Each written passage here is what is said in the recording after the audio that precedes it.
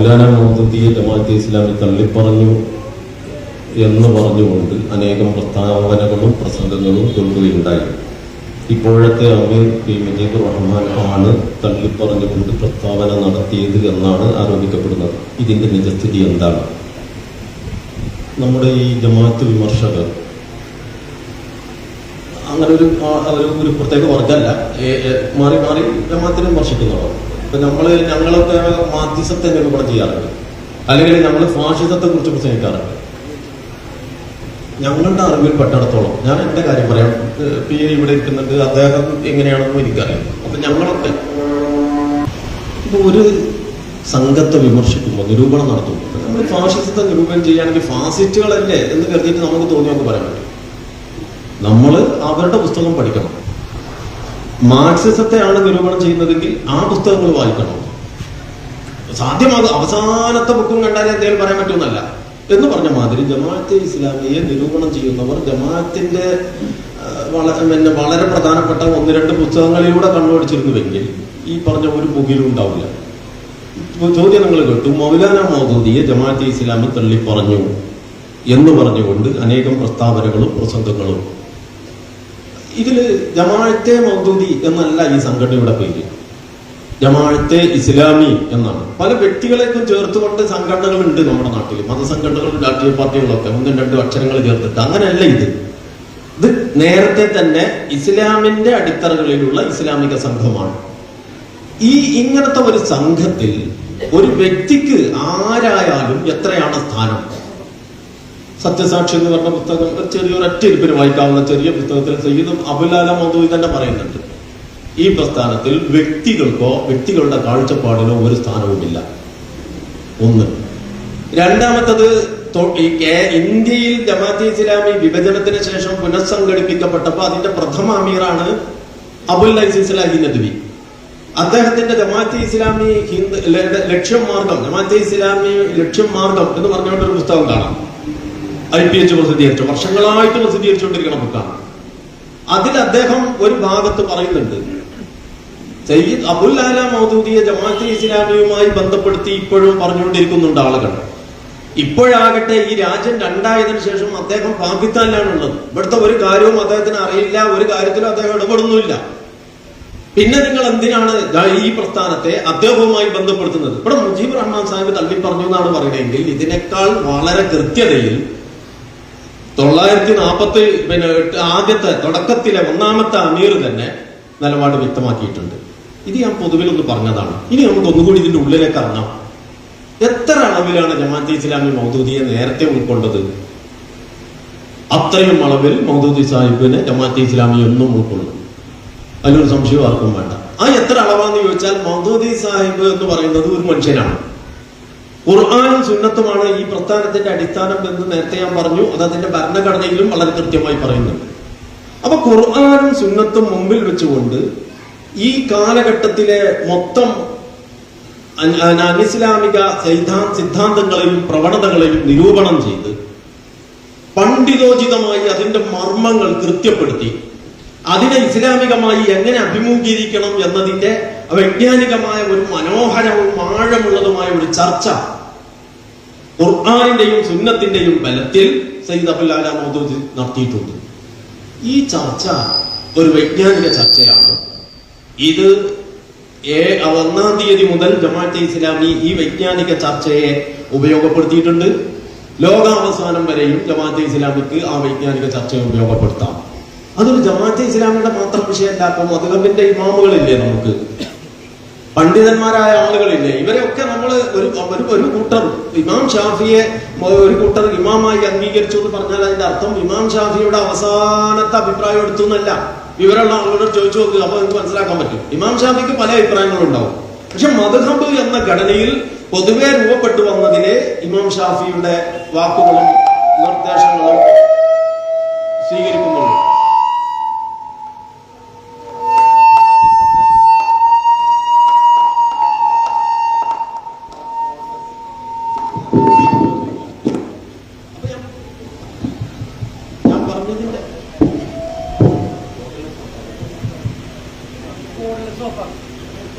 ഞാൻ പറഞ്ഞതിന്റെ ചുരുക്കം,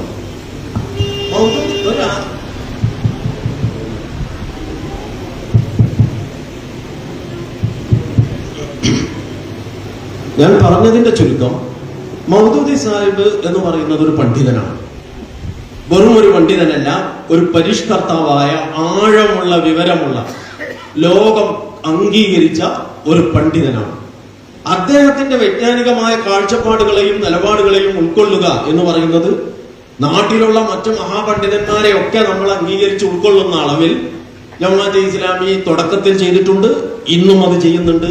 അത് ഒരു വ്യക്തിയോടുള്ള വിധേയത്വമല്ല, അതൊരു വൈജ്ഞാനികമായ ഒരു ഏർപ്പെടലിന്റെ, വൈജ്ഞാനികമായ ഇടപെടലിന്റെ പൊതു സ്വഭാവമാണ്. അതിനപ്പുറം മൗദൂദി സാഹിബ് ജമാഅത്തെ ഇസ്ലാമിയുടെ കാര്യങ്ങളിൽ ഇടപെടുന്ന ആളുമല്ല, ഇടപെടുകയില്ലെന്ന് അദ്ദേഹം പറഞ്ഞതുമാണ്. അപ്പൊ എത്ര അളവിൽ നേരത്തെ ഉണ്ടോ അത്രയും അളവിൽ ഇപ്പോഴും ഉണ്ട്. എത്ര അളവിൽ നേരത്തെ തന്നെ തള്ളി പറഞ്ഞിട്ടുണ്ടോ ആ തള്ളിപ്പറച്ചിൽ ആവർത്തിക്കുന്നു എന്നതല്ലാതെ മുജീബ് റഹ്മാൻ സാഹിബ് അദ്ദേഹത്തിന്റെ ആ പ്രസ്താവനയിൽ പുതുതായിട്ടൊന്നും പറഞ്ഞിട്ടില്ല. ഈ പറഞ്ഞ ഉദ്ധരണികളൊക്കെ നിങ്ങൾക്ക് പുസ്തകങ്ങളിൽ പരിശോധിച്ചാൽ കാണാവുന്നതാണ്. ആർക്കെങ്കിലും പരിശോധിച്ചിട്ട് കണ്ടു കിട്ടിയില്ലെങ്കിൽ ഈ പ്രദേശത്തെ ഇസ്ലാമിക പ്രവർത്തകരെ സമീപിച്ചാൽ അവർക്ക് കാണിച്ചു കൊടുക്കും. കാരണം പച്ച മലയാളത്തിൽ എത്രയോ വർഷങ്ങളായി അച്ചടിച്ച് വിതരണം ചെയ്തുകൊണ്ടിരിക്കുന്ന പുസ്തകങ്ങളിലുള്ളതാണ്.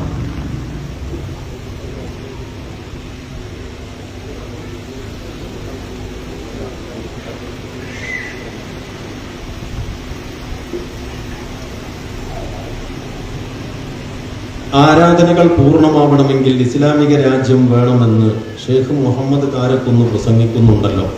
അങ്ങനെയെങ്കിൽ നിലവിലുള്ള ഒരാളുടെയും ആരാധനകൾ സ്വീകരിക്കില്ലേ? ഇത് നാം നേരത്തെ, അതാണ് ഇതൊക്കെ ഇങ്ങനത്തെ എല്ലാ സാധ്യതകളെയും മുമ്പിൽ കണ്ടുകൊണ്ടാണ് ഞാൻ നേരത്തെ ഇസ്ലാമിന്റെ ഒരു ജീവിത കാഴ്ചപ്പാട് എന്താണ്, അതിന്റെ വിശാലത എന്താണ്, അതിന്റെ സ്വഭാവം എന്താണ്, അതിന്റെ ഉള്ളടക്കം എന്താണ്, അതിന്റെ കാമ്പ് എന്താണ് എന്ന് പറഞ്ഞത്. ഇസ്ലാമിക നിങ്ങളിപ്പോ നമ്മളെ കയ്യിലുള്ള വിശുദ്ധ ഖുർആൻ എടുത്ത് നിങ്ങൾ നോക്കൂ. ഈ ഖുർആനിൽ എന്തൊക്കെ കൽപ്പനകളും വിരോധനങ്ങളും ഉണ്ടോ ഇതൊക്കെ ഒരു സത്യവിശ്വാസി നടപ്പിലാക്കാൻ ബാധ്യസ്ഥമായ കാര്യങ്ങളാണ്. അപ്പൊ നമ്മൾ ഈ മതേതര ജനാധിപത്യമാണ് ജീവിതത്തെ മതം വേറെ രാഷ്ട്രീയം വേറെ എന്ന നിലക്ക് ഇത് രണ്ടാക്കി വിഭജിച്ചു തന്നത്. അല്ലാതെ ഇസ്ലാമിന്റെ സ്വഭാവം അതല്ല. ഇസ്ലാമിന്റെ സ്വഭാവം ഇതെല്ലാം കൂടി ചേർന്നതാണ്. നമ്മള് ഈ വജ്ജഹത്തുവിൽ പറയുന്ന ഇന്ന സ്വലാത്തി വനുസുക്കി എന്ന് പറയുന്ന ആയത്തില്ലേ, അവിടെ എന്തൊക്കെയുണ്ട്? നമസ്കാരമുണ്ട്, ബലിയുണ്ട്. നമസ്കാരവും ബലി എന്ന് പറയുമ്പോൾ ആരാധനാ സ്വഭാവത്തിൽപ്പെട്ട കാര്യം. പിന്നെ അതിലൊട്ടും പെടാതെ ബാക്കിയുള്ളത് എന്താ? അപ്പൊ ജീവിതം, ആരാധനാപരമായ കാര്യം കഴിച്ച് ബാക്കി നമുക്കൊരു ജീവിതം ഉണ്ടല്ലോ, ആരാധനയിൽ പെടാത്തൊരു ജീവിതം. അപ്പൊ ആ ജീവിതം ഉണ്ട്.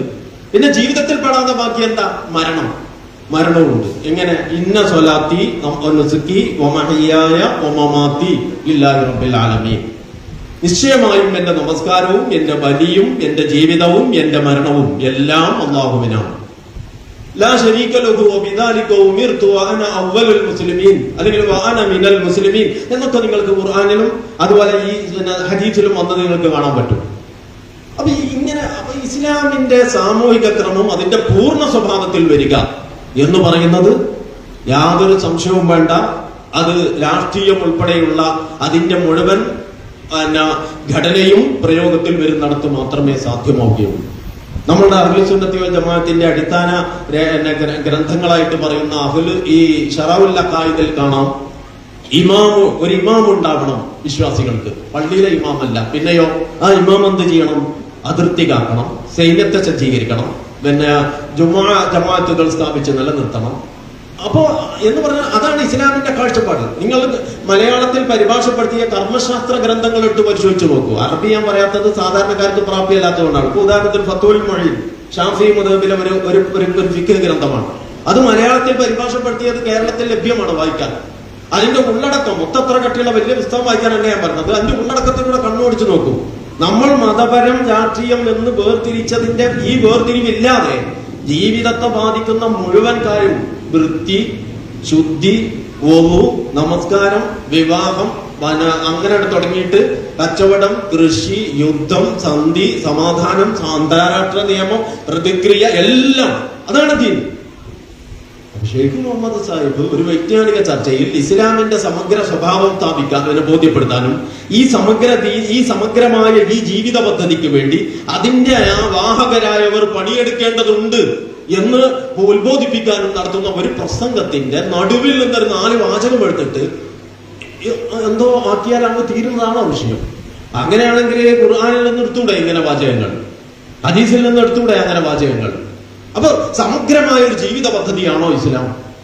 എങ്കിൽ പിന്നെ ആ ജീവിത പദ്ധതി ഇപ്പൊ മാസപ്പിറവിയുടെ വിഷയം ഗൾഫിലൊക്കെ പോയവർക്കറിയാലോ, മാസം അവിടെ കണ്ടു ഇവിടെ കണ്ടു എന്ന് പറഞ്ഞിട്ട് ഇവിടെ മാസം കണ്ട വലിയ പ്രശ്നമാണ് നമ്മളെ.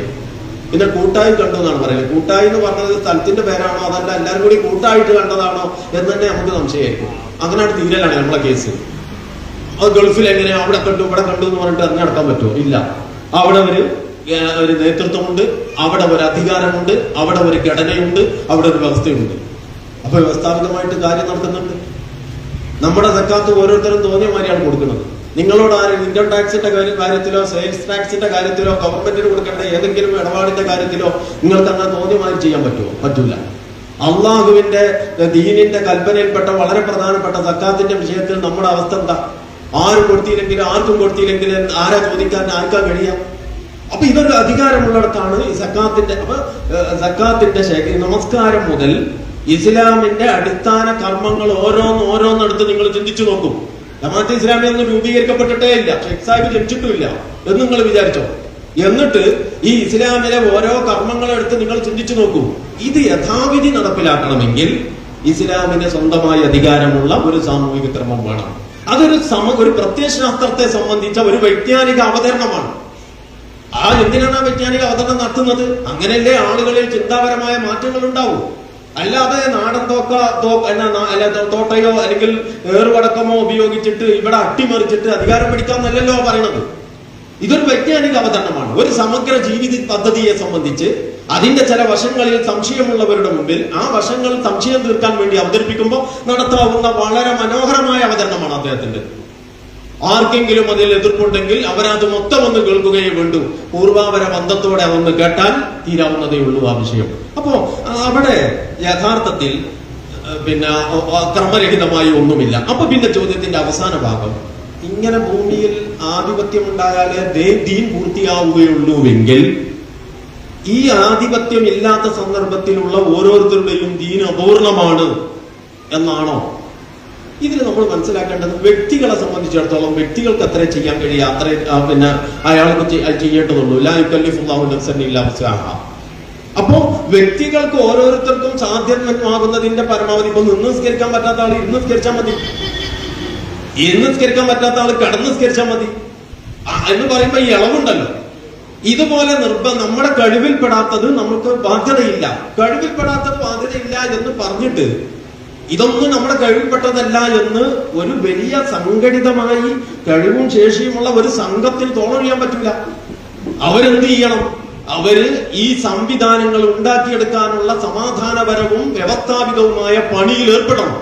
അങ്ങനെ ഏർപ്പെട്ടുകൊണ്ടിരിക്കെ ഈ സാമൂഹിക ക്രമം മാറുന്നതിനിടക്ക് ഓരോരുത്തരും മരിക്കുകയാണെങ്കിൽ അവരുടെ നിയ്യത്തനുസരിച്ച് അവർ ചെയ്ത പുണ്യത്തിന് അള്ളാഹു കൂലി കൊടുക്കും. അവരുടെ ഈമാൻ അപൂർണമാവുകയോ അവരതിന്റെ മുമ്പിൽ പരാജിതനാവുകയോ ചെയ്യില്ല. ഇത് അള്ളാഹ് തന്നെ പഠിപ്പിച്ച ഈ ക്രമമാണ്. ഈ ഇഖാമത്ത് ദീനിന്റെ സ്കീമിലാണ് അള്ളാഹ് നേരത്തെ ഞാൻ പറഞ്ഞ മാതിരി നൂഹ് നബിയെയും പരിചയപ്പെടുത്തിയത്, മുഹമ്മദ് നബിയെയും പരിചയപ്പെടുത്തിയത്. നൂഹ് നബി അലൈഹിസ്സലാം ആരാ? അങ്കുലി പരിമിതമായ എന്ന് പറഞ്ഞാൽ വിരലിലെണ്ണാവുന്ന അനുയായികൾ മാത്രം ഉണ്ടായ ഒരു നബിയാണ്. മുഹമ്മദ് നബി സല്ലല്ലാഹു അലൈഹി വസല്ലം ആരാ? പൂർണ്ണമായ ഒരു രാഷ്ട്രം തന്നെ സ്ഥാപിച്ച നേതാവുമാണ്. എന്ന് പറഞ്ഞാൽ അടിസ്ഥാനപരമായി ഈ ദൗത്യത്തിൽ നമ്മൾ ഏർപ്പെടണം. ഇത് കണ്ടില്ല കേട്ടില്ല എന്ന് കേട്ടരിച്ച് എന്തെങ്കിലും ആയിക്കോട്ടെ എന്ന് വെച്ച് മാറി നിൽക്കാൻ നമുക്ക് കഴിയില്ല. ഈ ആശയ പ്രചാരണത്തിലും ഈ മനപരിവർത്തനത്തിനു വേണ്ടിയുള്ള പരിശ്രമത്തിലും ഏർപ്പെട്ടുകൊണ്ടിരിക്കെ എത്രയാണോ നടപ്പാക്കാൻ പറ്റുക അത്ര നടപ്പാക്കിയാൽ മതി. നിങ്ങൾ ഇവിടെ ഹക്ക് സ്ഥാപിക്കണ്ട, നിങ്ങൾ വ്യഭിചാരിക്ക് ശിക്ഷ നടപ്പാക്കണ്ട, നിങ്ങൾ കട്ടവന്റെ കൈവട്ടണ്ട.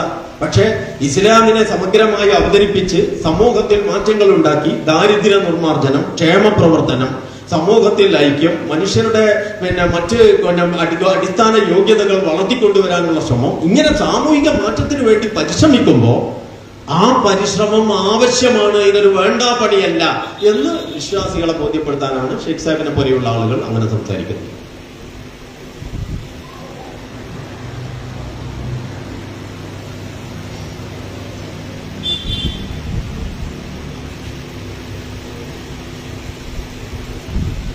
കേരളത്തിൽ വളരെ കാലം ജമാഅത്തെ ഇസ്ലാമി തെരഞ്ഞെടുപ്പിൽ ഇടതുപക്ഷത്തെ പിന്തുണച്ചിരുന്നു. അതിന്റെ പേരിൽ CPM ജമാഅത്തിനെ പുകഴ്ത്തുകയും ചെയ്തിരുന്നു. എന്നാൽ ഇപ്പോൾ ജമാഅത്തിനെ കടന്നാക്രമിക്കുകയും മതരാഷ്ട്രവാദി, തീവ്രവാദി തുടങ്ങിയ ആരോപണങ്ങൾ ഉന്നയിക്കുകയും ചെയ്യുന്നതിന്റെ കാരണം എന്താണ്?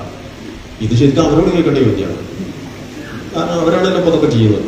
ഇനിയിപ്പോൾ നമ്മളോട് ചോദിച്ച സ്ഥിതിക്ക് നമ്മളെ ബാധിക്കുന്ന കാര്യം നമുക്ക് പറയാം എന്നേ ഉള്ളൂ. അതെന്താന്ന് ചോദിച്ചാൽ, ഒന്നാമത്തത് ജമാഅത്തെ ഇസ്ലാമി എല്ലാം മൊത്തമായിട്ട് ഇടതുപക്ഷത്തെ പിന്തുണച്ചു എന്ന ഒരു ധാരണ സൃഷ്ടിക്കുന്നുണ്ടെങ്കിൽ അത് ശരിയല്ല. ജമാഅത്തെ ഇസ്ലാമി അന്ധമായി, ബ്ലൈൻഡായി, അപ്പുറം ചിന്തിക്കാതെ ഹോൾസെയിലായി എന്നൊക്കെ നമ്മൾ പറയുന്നത്, ഇങ്ങനെ ഇടതുപക്ഷത്തെ പിന്തുണച്ച ഒരു ഘട്ടവും ജമാഅത്തെ ഇസ്ലാമിയുടെ ചരിത്രത്തിൽ കഴിഞ്ഞു പോയിട്ടില്ല. വോട്ട് കൊടുത്തതിനെ പറ്റിയല്ല ഞാൻ പറയാം, വിശദീകരിക്കാം. മൊത്തമായിട്ട് ഒരു കൂട്ടർ വേറൊരു കൂട്ടരെ പിന്തുണക്കാന്ന് നമ്മൾ പറയില്ലേ, അന്ധവും പതിരവുമായിട്ട് പിന്തുണക്കാം. ഇങ്ങനെ ജമാഅത്തെ ഇസ്ലാമി അള്ളാഹുവിന്റെ ഈ ഭൂമിയിൽ CPM എന്നല്ല ഒരു സംഘത്തെയും പിന്തുണച്ചിട്ടില്ല, പിന്തുണക്കുകയുമില്ല. അതിന്റെ കാരണം എന്താണെന്ന് ചോദിച്ചാൽ, ജമാഅത്തെ ഇസ്ലാമി സ്വന്തം നിലക്ക് തന്നെ ഒരു സ്വതന്ത്ര സമഗ്ര പ്രസ്ഥാനമാണ്. ഇതിന് മതമുണ്ട്, ഇതിന് രാഷ്ട്രീയമുണ്ട്, ഇതിന് സിദ്ധാന്തങ്ങളുണ്ട്, ഇതിന് ദർശനങ്ങളുണ്ട്, ഇതിന് വൈജ്ഞാനിക അടിത്തറകളുണ്ട്, അതിന് നയസമീപനങ്ങളുണ്ട്. ഇതെല്ലാം വെച്ച ഒരു സമഗ്ര പ്രസ്ഥാനം. ആ പ്രസ്ഥാനം സമഗ്രമായിരിക്കെ വേറെ ഏതോ ഒരു കൂട്ടരെ അന്ധമായി പിന്തുണക്കുക, രാഷ്ട്രീയത്തിൽ ഇതുമായിട്ടൊന്നും ഒരു ബന്ധവുമില്ലാത്ത വേറെ ഒരു കൂട്ടരെ അന്ധമായി പിന്തുണക്കുക എന്നത് സംഭവിക്കുകയില്ല. പിന്നെ എന്താണ് സംഭവിച്ചിട്ടുള്ളത് എന്താണെന്ന് ചോദിച്ചാൽ, നമ്മുടെ കുറച്ച് ബാക്കോട്ട് പോകണം. ഈ രാഷ്ട്രീയ സാഹചര്യം പെട്ടെന്ന് മാറി വരും. നമ്മുടെ രാജ്യത്ത് മുതലാളിത്ത സാമ്രാജ്യത്വം, ഘാട്ടുകരാറ്, വേൾഡ് ബാങ്ക് ഫണ്ടിങ്, ഇങ്ങനെയൊക്കെ കൂടി നമ്മൾ ചർച്ച ചെയ്തിരുന്ന വളരെ തീക്ഷ്ണമായി മുതലാളിത്തം അതിന്റെ പുതിയ നവ കൊളോണിയൽ അജണ്ടകൾ ഒന്നിനു പിറകെ ഒന്നായിട്ട് എടുത്തുകൊണ്ടിരുന്ന ഒരു ഘട്ടത്തിൽ നമ്മുടെ മൻമോഹൻ സിംഗിനെ പോലെയുള്ള ആളുകൾ കോൺഗ്രസിന്റെ നേതാക്കന്മാരായി കേന്ദ്രം ഭരിച്ചുകൊണ്ടിരുന്ന പശ്ചാത്തലത്തിൽ ഏറെക്കുറെ അന്നത്തെ കേന്ദ്ര ഗവൺമെന്റ് മുതലാളിത്ത അനുകൂലമായ ഇത്തരം നിലപാടുകളോടും വേൾഡ് ബാങ്ക് അജണ്ടകളോടും അതിലൂടെ വരുന്ന മറ്റ് കെണികളോടുമൊക്കെ അതിന്റെ അപകടം മനസ്സിലാക്കാതെ ഏതാണ്ട് രാജിയാവുന്ന സ്ഥിതിവിശേഷമുണ്ടായി. ഒരു ഇടതുപക്ഷ പ്രസ്ഥാനം എന്ന നിലയ്ക്ക് CPM സ്വാഭാവികമായും സ്വാഭാവികമായും മുതലാളിത്ത വിരുദ്ധ നിലപാടുകൾ എടുത്തുകൊണ്ട് ഇത്തരം കാര്യങ്ങളെ എതിർത്തുകൊണ്ടിരുന്നു. അപ്പൊ സാമ്രാജ്യത്വത്തോടുള്ള സമീപനം, സാമ്രാജ്യത്വത്തോടും മുതലാളിത്തത്തോടുമുള്ള സമീപനം, വികസനത്തോടുള്ള സമീപനം, വർഗീയതയോടുള്ള നിലപാട്, പൊതുവായ കാര്യങ്ങളാണ്, ഈ നാട്ടിൽ കരുന്ന കാര്യങ്ങളാണ്. അല്ലാതെ ജമാഅത്തെ ഇസ്ലാമി നേതാക്കന്മാരും വരും കൂടി എവിടെയെങ്കിലും വായിലടച്ചിരുന്ന് ചർച്ച ചെയ്ത കാര്യങ്ങളല്ല ഇത്. നമ്മളൊക്കെ എല്ലാവരും ഒരുപോലെ പറഞ്ഞുകൊണ്ടിരുന്ന കാര്യങ്ങളാണ്. അങ്ങനത്തെ മുതലാളിത്ത സാമ്രാജ്യത്വത്തോടുള്ള സമീപനം, വർഗീയ ഫാഷിസത്തോടുള്ള സമീപനം, വികസനത്തോടുള്ള സമീപനം, ഇത്തരം കാര്യങ്ങളിൽ ജമാഅത്തെ ഇസ്ലാമി മുന്നോട്ട് വെക്കുന്ന കാഴ്ചപ്പാടുകളോട് ഏകദേശം സമാനമായ ചില നിലപാടുകൾ രാഷ്ട്രീയത്തിൽ ഇടതുപക്ഷ പ്രസ്ഥാനങ്ങൾ എടുത്ത പശ്ചാത്തലത്തിൽ ഇടതുപക്ഷ പ്രസ്ഥാനത്തിലെ വ്യക്തികൾ എന്ന നിലക്ക് വോട്ട് കൊടുത്തിട്ടുണ്ട്. ഇടതുപക്ഷത്തിന്റെ മൊത്തം സ്ഥാനാർത്ഥികളെ പൊതുവായി ഇലക്ഷനിൽ പിന്തുണക്കുകയും ചെയ്തിട്ടുണ്ട്. ഈ പിന്തുണക്കുന്ന ഘട്ടത്തിലും ജമാഅത്തിന്റെ പത്രവും ജമാഅത്തിന്റെ മീഡിയയും ജമാഅത്തിന്റെ നേതാക്കന്മാരും അന്നുണ്ടാകുന്ന സ്ഖലിതങ്ങളിൽ ഇടതുപക്ഷത്തെ വിമർശിച്ചുകൊണ്ടിരുന്നിട്ടുണ്ട്. ഈ പിന്തുണച്ച കാലത്ത് മൊത്തമായിട്ട് പിന്തുണച്ച് പിന്നാലെ കൂടി നിങ്ങൾ കരുതരുത്. ഈ മൊത്തം വോട്ടും ഇടതുപക്ഷത്തിന് കൊടുത്തത് അവർ ചോദിച്ചിട്ടൊന്നുമല്ല, അവരോട് വേറെ ഡിമാൻഡ് ചെയ്തിട്ടുമല്ല. വികസനം, മുതലാളിത്തം, വർഗീയത പോലെയുള്ള പൊതുവിഷയങ്ങളിലുള്ള ഈ നിലപാടുകളുടെ പ്രസക്തി അവരുമായി ചർച്ച ചെയ്തിട്ടുണ്ട്. അല്ലാതെ അറബിക് കോളേജിന് ലൈസൻസ് കിട്ടുക പോലെയുള്ള ഒരു കളിക്കും നമ്മൾ പോയിട്ടില്ല. ഉണ്ടെങ്കിൽ ഇപ്പൊ അവർ പറയില്ലേ, ഇത്രയും കാലം പറഞ്ഞിട്ട് എന്തെങ്കിലും പറഞ്ഞോ? ഇല്ല. അതാണ് ജമാഅത്തെ ഇസ്ലാമി നിങ്ങൾ മനസ്സിലാക്കണം. അപ്പൊ ഇതൊക്കെ നമുക്ക് ഇങ്ങോട്ട് കിട്ടാൻ വേണ്ടിയിട്ട് അങ്ങോട്ട് കൊടുക്കുന്ന പരിപാടിയല്ല, നമ്മൾ തത്വങ്ങളിൽ നിന്നുകൊണ്ട് നടത്തുന്ന ഇടപെടലാണ്. സ്വാഭാവികമായിട്ടും ആ വിഷയങ്ങളിൽ അവർ ക്ലാരിറ്റി, വ്യക്തതയുള്ള നിലപാടെടുത്ത കാലത്ത് ആ വ്യക്തതയുള്ള നിലപാടിനെ നമ്മൾ പിന്തുണക്കുകയും അതിന്റെ അടിസ്ഥാനത്തിൽ വോട്ട് കൊടുക്കുകയും ചെയ്തിട്ടുണ്ട്. വോട്ട് കൊടുത്ത ശേഷം, കൊടുത്ത അന്നും അതിന് പിറ്റേന്നും തുടർന്നും വരുന്ന തകരാറുകളെ അപ്പ വിമർശിച്ചുകൊണ്ട് വരുന്നിട്ടുണ്ട്. ഈ രണ്ട് പണ്ടും അവരെന്നെ എന്നോട് പറയൽ, നിങ്ങൾക്ക് ശരിക്കും എന്താ വട്ടാണ്, നിങ്ങൾ ഞങ്ങളെ പിന്തുണക്കും ചെയ്യും, എന്നാൽ നിങ്ങളെ പത്രം നിരന്തരം ഞങ്ങൾക്കെതിരെ വിമർശിക്കുകയും ചെയ്യും. കാരണം ജമാഅത്ത് പിന്തുണച്ചത് ഒരു രാഷ്ട്രീയ നിലപാടാണ്, ഒരു ഘട്ടത്തിലെ ഒരു രാഷ്ട്രീയ നിലപാടാണ്. വിമർശിക്കുന്നത് പൊതുവായി നമുക്കുള്ള പ്രത്യയശാസ്ത്രപരമായ നമ്മുടെ ലൈന് വെച്ച് മുന്നോട്ട് പോകുമ്പോൾ നടത്തുന്ന സാമൂഹിക വിമർശനമാണ്. അതില്ലാതാക്കാൻ പറ്റൂല. ഇത് ഒന്നിനെ ദുർബലപ്പെടുത്തുന്നതായിട്ട് ഞങ്ങൾ മനസ്സിലാക്കിയിട്ടില്ല.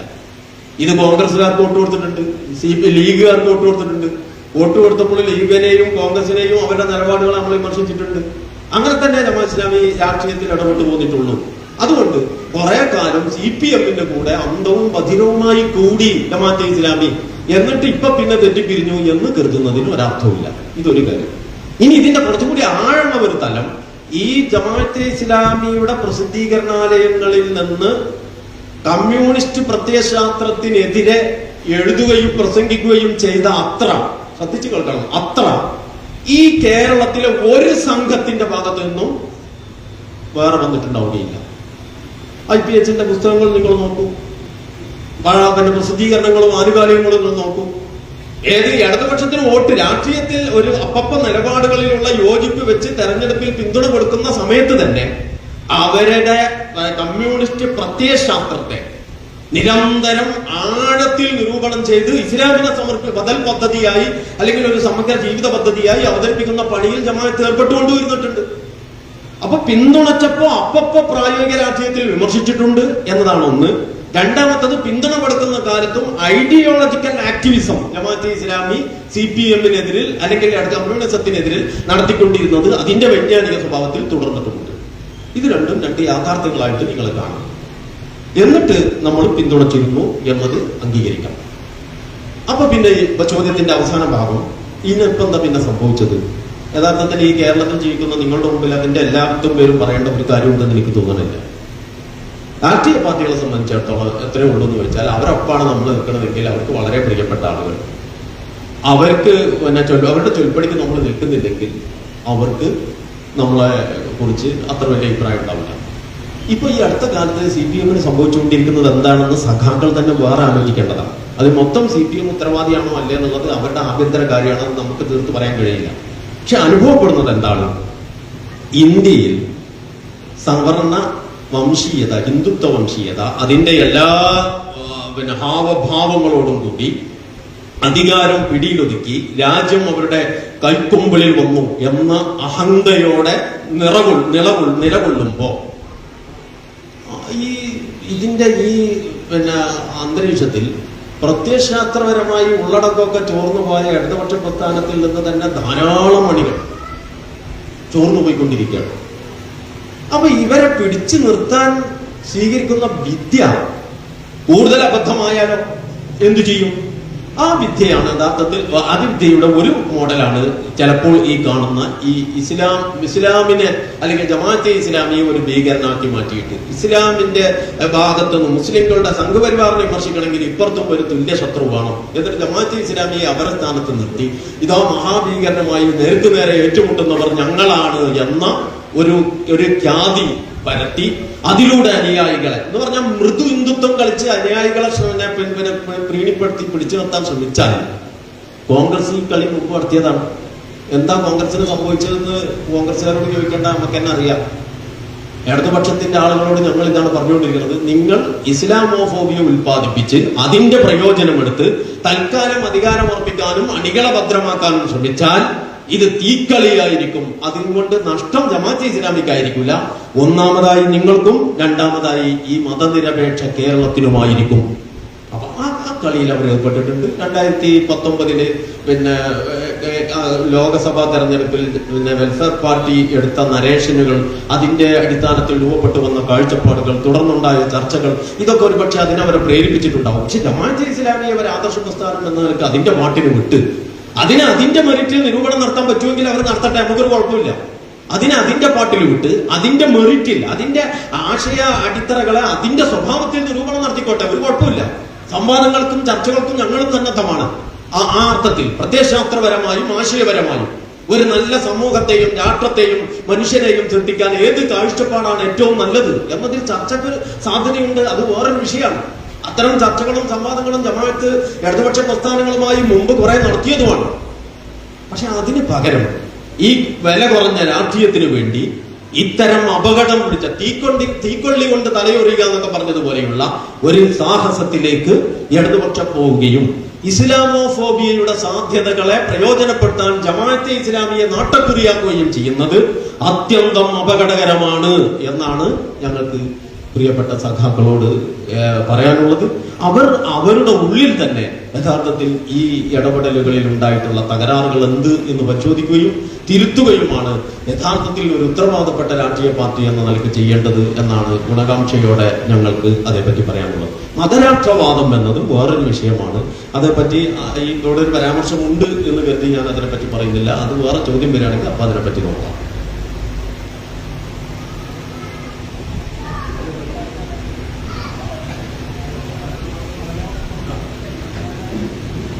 മതരാഷ്ട്രവാദവുമായി ബന്ധപ്പെട്ടിട്ട് പിന്നെ കുറച്ചധികം ചോദ്യങ്ങളുണ്ട്, കുറച്ചുകൂടെ വീട്ടിൽ പറയും. ഇപ്പോൾ മതരാഷ്ട്രവാദം ജമാഅത്ത് ഇസ്ലാമി തമ്മിൽ ബന്ധമുണ്ടോ? പിന്നെ അതേപോലെ തന്നെ ഹുക്കുമത്തെ ഇലാഹി നിന്ന് നിൽക്കാമത്തിനൊക്കെ മതരാഷ്ട്രവാദം എന്നാണ്.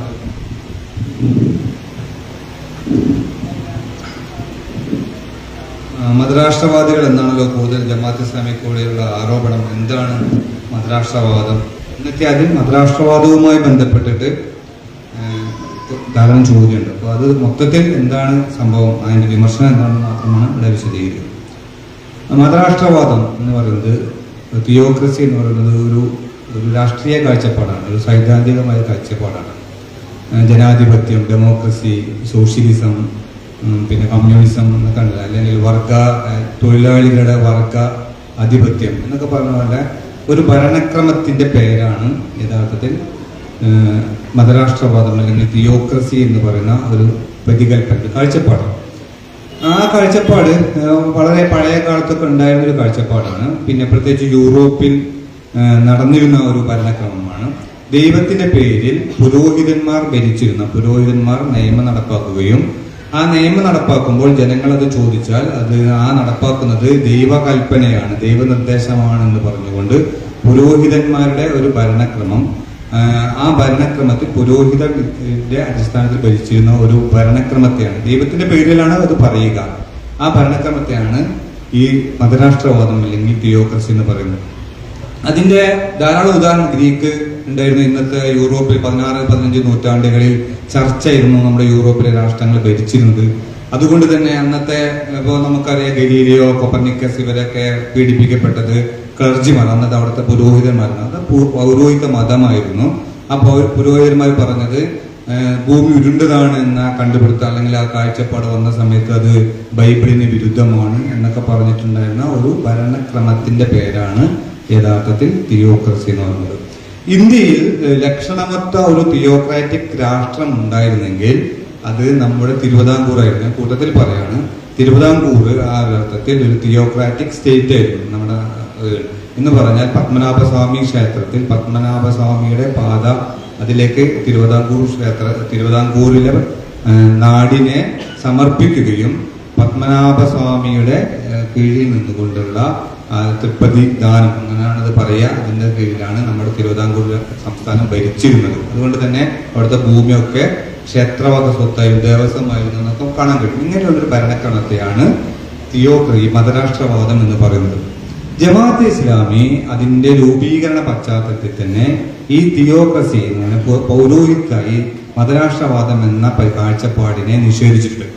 അബുൽ മൗദൂദി സാഹിബ് തിയോക്രസിയെ, ഇസ്ലാമിന്റെ രാഷ്ട്രസങ്കല്പത്തെ, ഇസ്ലാമിന്റെ സാമൂഹിക ക്രമത്തെ വിശദീകരിക്കുമ്പോൾ ആ വിശദീകരണത്തിന്റെ ഒരു ഘട്ടത്തിലെത്തിയപ്പോൾ മൗദൂദി സാഹിബിന് തന്നെ മനസ്സിലായി ഇത് ആളുകൾ, അന്നത്തെ കാലത്തെ ആളുകൾ, വായിക്കൊക്കെ ചെയ്യുന്ന ആളുകൾ തെറ്റിദ്ധരിക്കാൻ ഇടയുണ്ട്, ഇതൊരു മതരാഷ്ട്രവാദമായി മനസ്സിലാക്കാൻ സാധ്യതയുണ്ട് എന്ന് തിരിച്ചറിഞ്ഞുകൊണ്ട് അബുൽ മൗദൂദി സാഹിബ് തന്നെ ദേശീയതയെക്കുറിച്ച്, ജനാധിപത്യത്തെക്കുറിച്ചുള്ള വിമർശനവും വിശകലനം ചെയ്യുമ്പോൾ അദ്ദേഹം വിശദീകരിച്ചു, നിങ്ങൾ ഇത് ദൈവത്തിന്റെ നിർദ്ദേശാനുസരണമുള്ള കൽപ്പനകളാണ് ഇവിടെ ഭരിക്കേണ്ടത് എന്ന് പറയുമ്പോൾ നിങ്ങൾ തെറ്റിദ്ധരിക്കരുത്, ഇത് പണ്ട് യൂറോപ്പിലുണ്ടായിരുന്ന ഈ പൗരോഹിത്യ മതം, ഒരു മതരാഷ്ട്രവാദമാണെന്ന് നിങ്ങൾ ധരിക്കരുത്.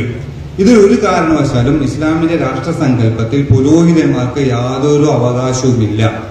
ആ ഒരു ഭരണക്രമത്തെ, ഭരണകൂടത്തെ തിരഞ്ഞെടുക്കുക ജനാധിപത്യമാണ്. അതിൽ ഒരു ഡെമോക്രസി എത്രത്തോളമാണോ, ഡെമോക്രസി ജനാധിപത്യവാദികൾക്ക് എത്രത്തോളമാണോ ജനാധിപത്യത്തോട് താല്പര്യമുള്ളത്, അതിനേക്കാൾ കൂടുതൽ ജനഹിതത്തെ പരിഗണിക്കുന്ന ഒരു രാഷ്ട്രീയ സങ്കല്പനമാണ്, കാഴ്ചപ്പാടാണ് ജമാഅത്ത് ഇസ്ലാമിക്കുള്ളത്. അതുകൊണ്ട് തന്നെ ഇതൊരു കാരണവശാലും മതരാഷ്ട്രവാദമല്ല, തിയോക്രസിയല്ല അത് എന്ന് മൗദൂദി സാഹിബ് വളരെ വിശദീകരിക്കുന്നു. എന്നിട്ട് മൗദൂദി സാഹിബ് കുറച്ചുകൂടി നിങ്ങൾക്ക് എന്തെങ്കിലും അങ്ങനെ വിശദീകരിക്കണമെങ്കിൽ പറയാൻ പറ്റുന്ന ഒരു പ്രയോഗം മൗദൂദി സാഹിബ് നടത്തുന്നുണ്ട്. ഇതൊരു തിയോ ഡെമോക്രസിയാണ്, അഥവാ അതിന്റെ അടിസ്ഥാനപരമായി ഏകപക്ഷീയമായി ജനങ്ങളുടെ ഹിതത്തിന്റെ മുകളിൽ പുരോഹിതന്മാർക്കോ ക്ലർജിമാർക്കോ പൗരോഹിത്യത്തിനോ അധികാരം നൽകുന്ന ഒരു രാഷ്ട്രസങ്കല്പം ജമാഅത്തെ ഇസ്ലാമിക്ക് തുടക്കം മുതലില്ല എന്ന് മാത്രമല്ല, അത് അബുൽ അല മൗദൂദി സാഹിബ് നിഷേധിച്ചതാണ്. പക്ഷേ ഇസ്ലാമിന്റെ രാഷ്ട്രീയ സങ്കല്പനത്തെ വിമർശിക്കുവാൻ വേണ്ടി ആദ്യകാലത്ത് മുസ്ലിം സംഘടനകളും ഇപ്പോൾ ലെഫ്റ്റ് ഇടതുപക്ഷം അടക്കമുള്ള ആളുകൾ ഉപയോഗിക്കുന്ന ഒരു കാഴ്ചപ്പാടിലാണ് മതരാഷ്ട്രത്തിന്റെ അർത്ഥം വളരെ സിമ്പിളാണ്. നിങ്ങൾ മതത്തിന്റെ അടിസ്ഥാനത്തിലുള്ള ഒരു രാഷ്ട്രസങ്കല്പം പറയുന്നു എന്നല്ലാതെ മതരാഷ്ട്രവാദത്തിന്റെ ആശയമോ അതിന്റെ വ്യക്തതയോ ഒന്നും ഒരു കൃത്യതയുമില്ലാതെ ഒരു വാക്പ്രയോഗം മാത്രമായിക്കൊണ്ടാണ് ജമാഅത്ത് ഇസ്ലാമിക്കെതിരെയുള്ള ഈ വിമർശനം ഉള്ളത് എന്നതാണ്. അബുലൈ സാഹിബ് ഇതിന്റെ തുടർച്ചയിൽ ഒരു കാര്യം കൂടി പറഞ്ഞ് ഞാൻ അവസാനിപ്പിക്കാം.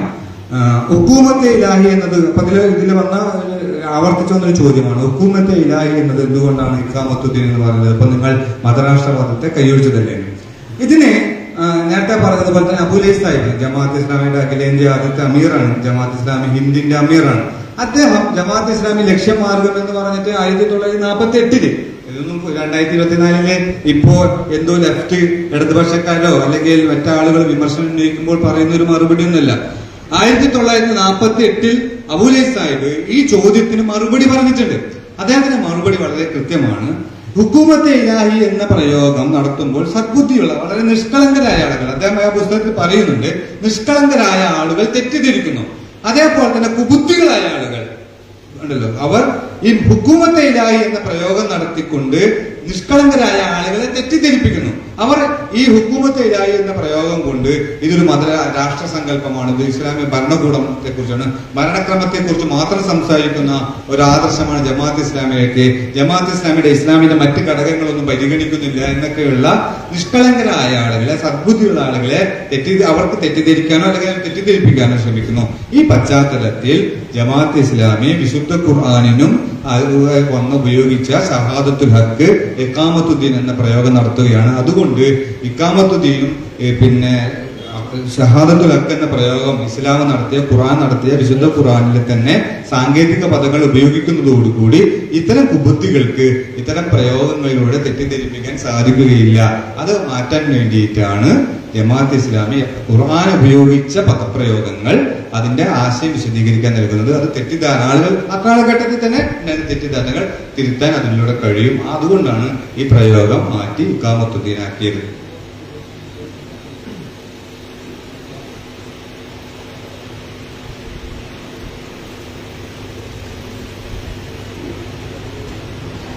ഏതാനും ചോദ്യങ്ങൾ കുറേശ്ശെ പറയാം. ഈ കുറേശ്ശെ പറയുന്നതിനുള്ളൊരു പ്രശ്നമാണ്. എല്ലാത്തിനും പറ്റി കുറേശ്ശെ പറഞ്ഞാൽ കുറേ ചോദ്യങ്ങൾ അക്കോമഡേറ്റ് ചെയ്യാമെന്നുള്ളത് ശരിയാണ്. പക്ഷേ ഈ ആശയങ്ങളും കാഴ്ചപ്പാടുകളും ആകുമ്പോൾ അതിൻ്റെ ഒരു മർമ്മം ഒരാൾക്ക് കൃത്യപ്പെടാതെ എന്തോ എന്ന് പറഞ്ഞു പോയതുകൊണ്ട് സമാധാനം വിഷയത്തെ അഡ്രസ്സ് ചെയ്തൊന്ന് വരും. പക്ഷെ ആൾക്ക് കാര്യം മനസ്സിലാവില്ല. അങ്ങനൊരു പരിമിതിയുണ്ട്. ചുരുങ്ങിയ കാര്യങ്ങൾ പറയാൻ ശ്രമിക്കാം. ഒന്ന്, അതിവിടെ നേരത്തെ ഈ ഇഖാമത്തുദ്ദീൻ ഹുക്കൂമത്തയിലാഹി എന്നതിനെ പറ്റി പറഞ്ഞു. അതിൽ ആ പറഞ്ഞതൊക്കെ അങ്ങനെ നിലനിൽക്കുക. എൻ്റെ അപ്പുറത്ത് ഒരു പഴയ ഇതിനെ പറ്റി ഒരൊറ്റ കാര്യം മാത്രം ഞാൻ പറയാം. എന്താന്ന് ചോദിച്ചാൽ നിങ്ങൾക്ക് പറയേണ്ട അതിവിടെ ചെലവാവില്ല എന്ന് പറയാൻ പറ്റൂല ഒരു മുസ്ലിമിന്. അള്ളാഹു റസൂലും അങ്ങനെ പറയുമ്പോൾ അപ്പോ പ്രശ്നം എന്താന്ന് ചോദിച്ചാൽ ജനാധിപത്യം എന്ന് പറയുന്നത് ഒരു സ്വതന്ത്ര പ്രയോഗമായി നമ്മൾ പറയുമ്പോൾ ഇതിന്റെ മർമ്മം നമുക്ക് തിരിയൂല. മൗദൂദി സാഹിബിന്റെ പുസ്തകങ്ങളൊക്കെ പരിശോധിച്ചാൽ ക്യാപിറ്റലിസ്റ്റ് ഡെമോക്രസി എന്ന് ഇംഗ്ലീഷിൽ അദ്ദേഹം പ്രയോഗിച്ചിട്ടുണ്ടാവും. അല്ലെങ്കിൽ സർമയ ധാരാന ജുംഹൂരി ലാ ദീനി ജുംഹൂരിയത്ത് എന്ന് പറഞ്ഞാൽ ക്യാപിറ്റലിസ്റ്റ് സെക്യുലർ ഡെമോക്രസി. അത് വേറൊരു സാധനമാണ്. നിങ്ങൾ ജനാധിപത്യം ജമാഅത്തെ ഇസ്ലാമിയുടെ തെരഞ്ഞെടുപ്പ് രീതി എന്താ, സംഘടനാ തെരഞ്ഞെടുപ്പ് രീതി എന്താന്ന് ചോദിച്ചാൽ നിങ്ങൾ ചോദിച്ചു നോക്കും ജമാഅത്ത് പ്രവർത്തകരോട് പോലും പറയും ഞങ്ങൾ തികച്ചും ജനാധിപത്യപരമായി തെരഞ്ഞെടുക്കുന്ന ഒരു പ്രസ്ഥാനമാണല്ലോ. അപ്പൊ ജമാഅത്തെ ഇസ്ലാമിയുടെ സംഘടനാ പ്രവർത്തനം തെരഞ്ഞെടുപ്പ് ജനാധിപത്യപരമാണ്. ജനാധിപത്യം എന്ന് പറയുന്ന ആ വാക്ക് കേൾക്കുമ്പോൾ നമുക്ക് ചോപ്പ് കണ്ട കാള പോലെ ബേജാറാകേണ്ട ഒരു കാര്യമില്ല. മൗദൂദി സാഹിബ് വളരെ കൃത്യതയിൽ ഒരു സിദ്ധാന്തമാണ് പറഞ്ഞത്. എന്താണ് ആ സിദ്ധാന്തം? അത് മുതലാളിത്ത മതേതര ജനാധിപത്യം എന്നാണ് അദ്ദേഹത്തിന്റെ പറയാമോ.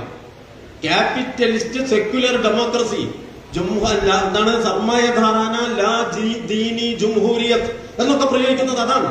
അപ്പൊ മുതലാളിത്ത മതേതര ജനാധിപത്യം എന്ന് പറയുന്നത് വേറൊരു സാധനമാണ്. ആ സാധനം എന്താണ്? അതിന്റെ കാമ്പ് എന്താണ്? മനുഷ്യന്റെ മേൽ മനുഷ്യന്റെ സ്വതന്ത്രാധികാരമാണ്. പിന്നെ ശരിതെറ്റുകൾ തീരുമാനിക്കുന്നത് ജനഹിതം മാത്രമാണ്. ജനഹിതത്തിന് വിരുദ്ധമായി വേറെ ഒന്നും സ്വീകാര്യമല്ല. അത് വേറൊരു സിദ്ധാന്തമാണ്. ആ സിദ്ധാന്തം ഇസ്ലാമിന്റെ അസലുമായിട്ട് ഏറ്റുമുട്ടുന്നുണ്ട്. അതുകൊണ്ട് ജമാഅത്തെ ഇസ്ലാമിക്കാരനല്ല ഖുർആനും സുന്നത്തും അംഗീകരിക്കുന്ന ഒരു മുസ്ലിമിനും അത് അംഗീകരിക്കാൻ പറ്റില്ല. സെക്യുലർ എന്ന് പറയുമ്പോൾ മതനിരപേക്ഷത എന്നേ ഉദ്ദേശിക്കുന്നുള്ളൂ എങ്കിൽ എല്ലാ മതങ്ങളോടും തുല്യ അകലം, എല്ലാ മതങ്ങളോടും തുല്യ അടുപ്പം, സ്റ്റേറ്റിന് സ്വന്തം മതമില്ല, ഇതാണ് സെക്യുലറിസം എങ്കിൽ അതിന് നമ്മൾ എതിർക്കേണ്ട കാര്യമില്ല. അതൊരു മതസൗഹാർദ്ദത്തിലേക്ക് നയിക്കുന്ന ഒന്നാണ്. ഫാസിസ്റ്റുകൾ അതിനെ അംഗീകരിക്കുന്നില്ല, മാർക്സിസ്റ്റുകൾ അതിനെ ദുർവ്യാഖ്യാനിച്ച് ഇസ്ലാമോഫോബിയക്ക് വളമാക്കുന്നു ഇത്യാദി നിരൂപണങ്ങളൊക്കെ അവിടെ ഉള്ളതോടൊപ്പം ഈ മതനിരപേക്ഷതയെ ജമാഅത്ത് ഇസ്ലാമി ഒരു കാലത്തും എതിർത്തിട്ടില്ല. കാരണം അതിനെ എതിർക്കേണ്ട കാര്യമില്ല. അതേസമയം സെക്യുലർ എന്ന ഡിക്ഷണറി എടുത്ത് നിങ്ങൾ നോക്കൂ. സെക്യുലർ എന്ന് പറഞ്ഞാൽ നോൺ റിലീജിയൻ, മതപരമല്ലാത്തത്, മതേതരം, മത ഇതരമായ കാര്യം. അപ്പം മനുഷ്യന്റെ ജീവിതത്തിന്റെ ഒരു വലിയ മേഖല മത ഇതരമായി കൈകാര്യം ചെയ്യേണ്ടതാണ് എന്നാണോ വാദം? ആ വാദം ഇന്ന സലാത്തി വനസുക്കി എന്ന് പറഞ്ഞ് 5 നേരം നിസ്കരിക്കുന്ന ഒരു മുസ്ലിമിനെ സ്വീകരിക്കാൻ പറ്റുമോ?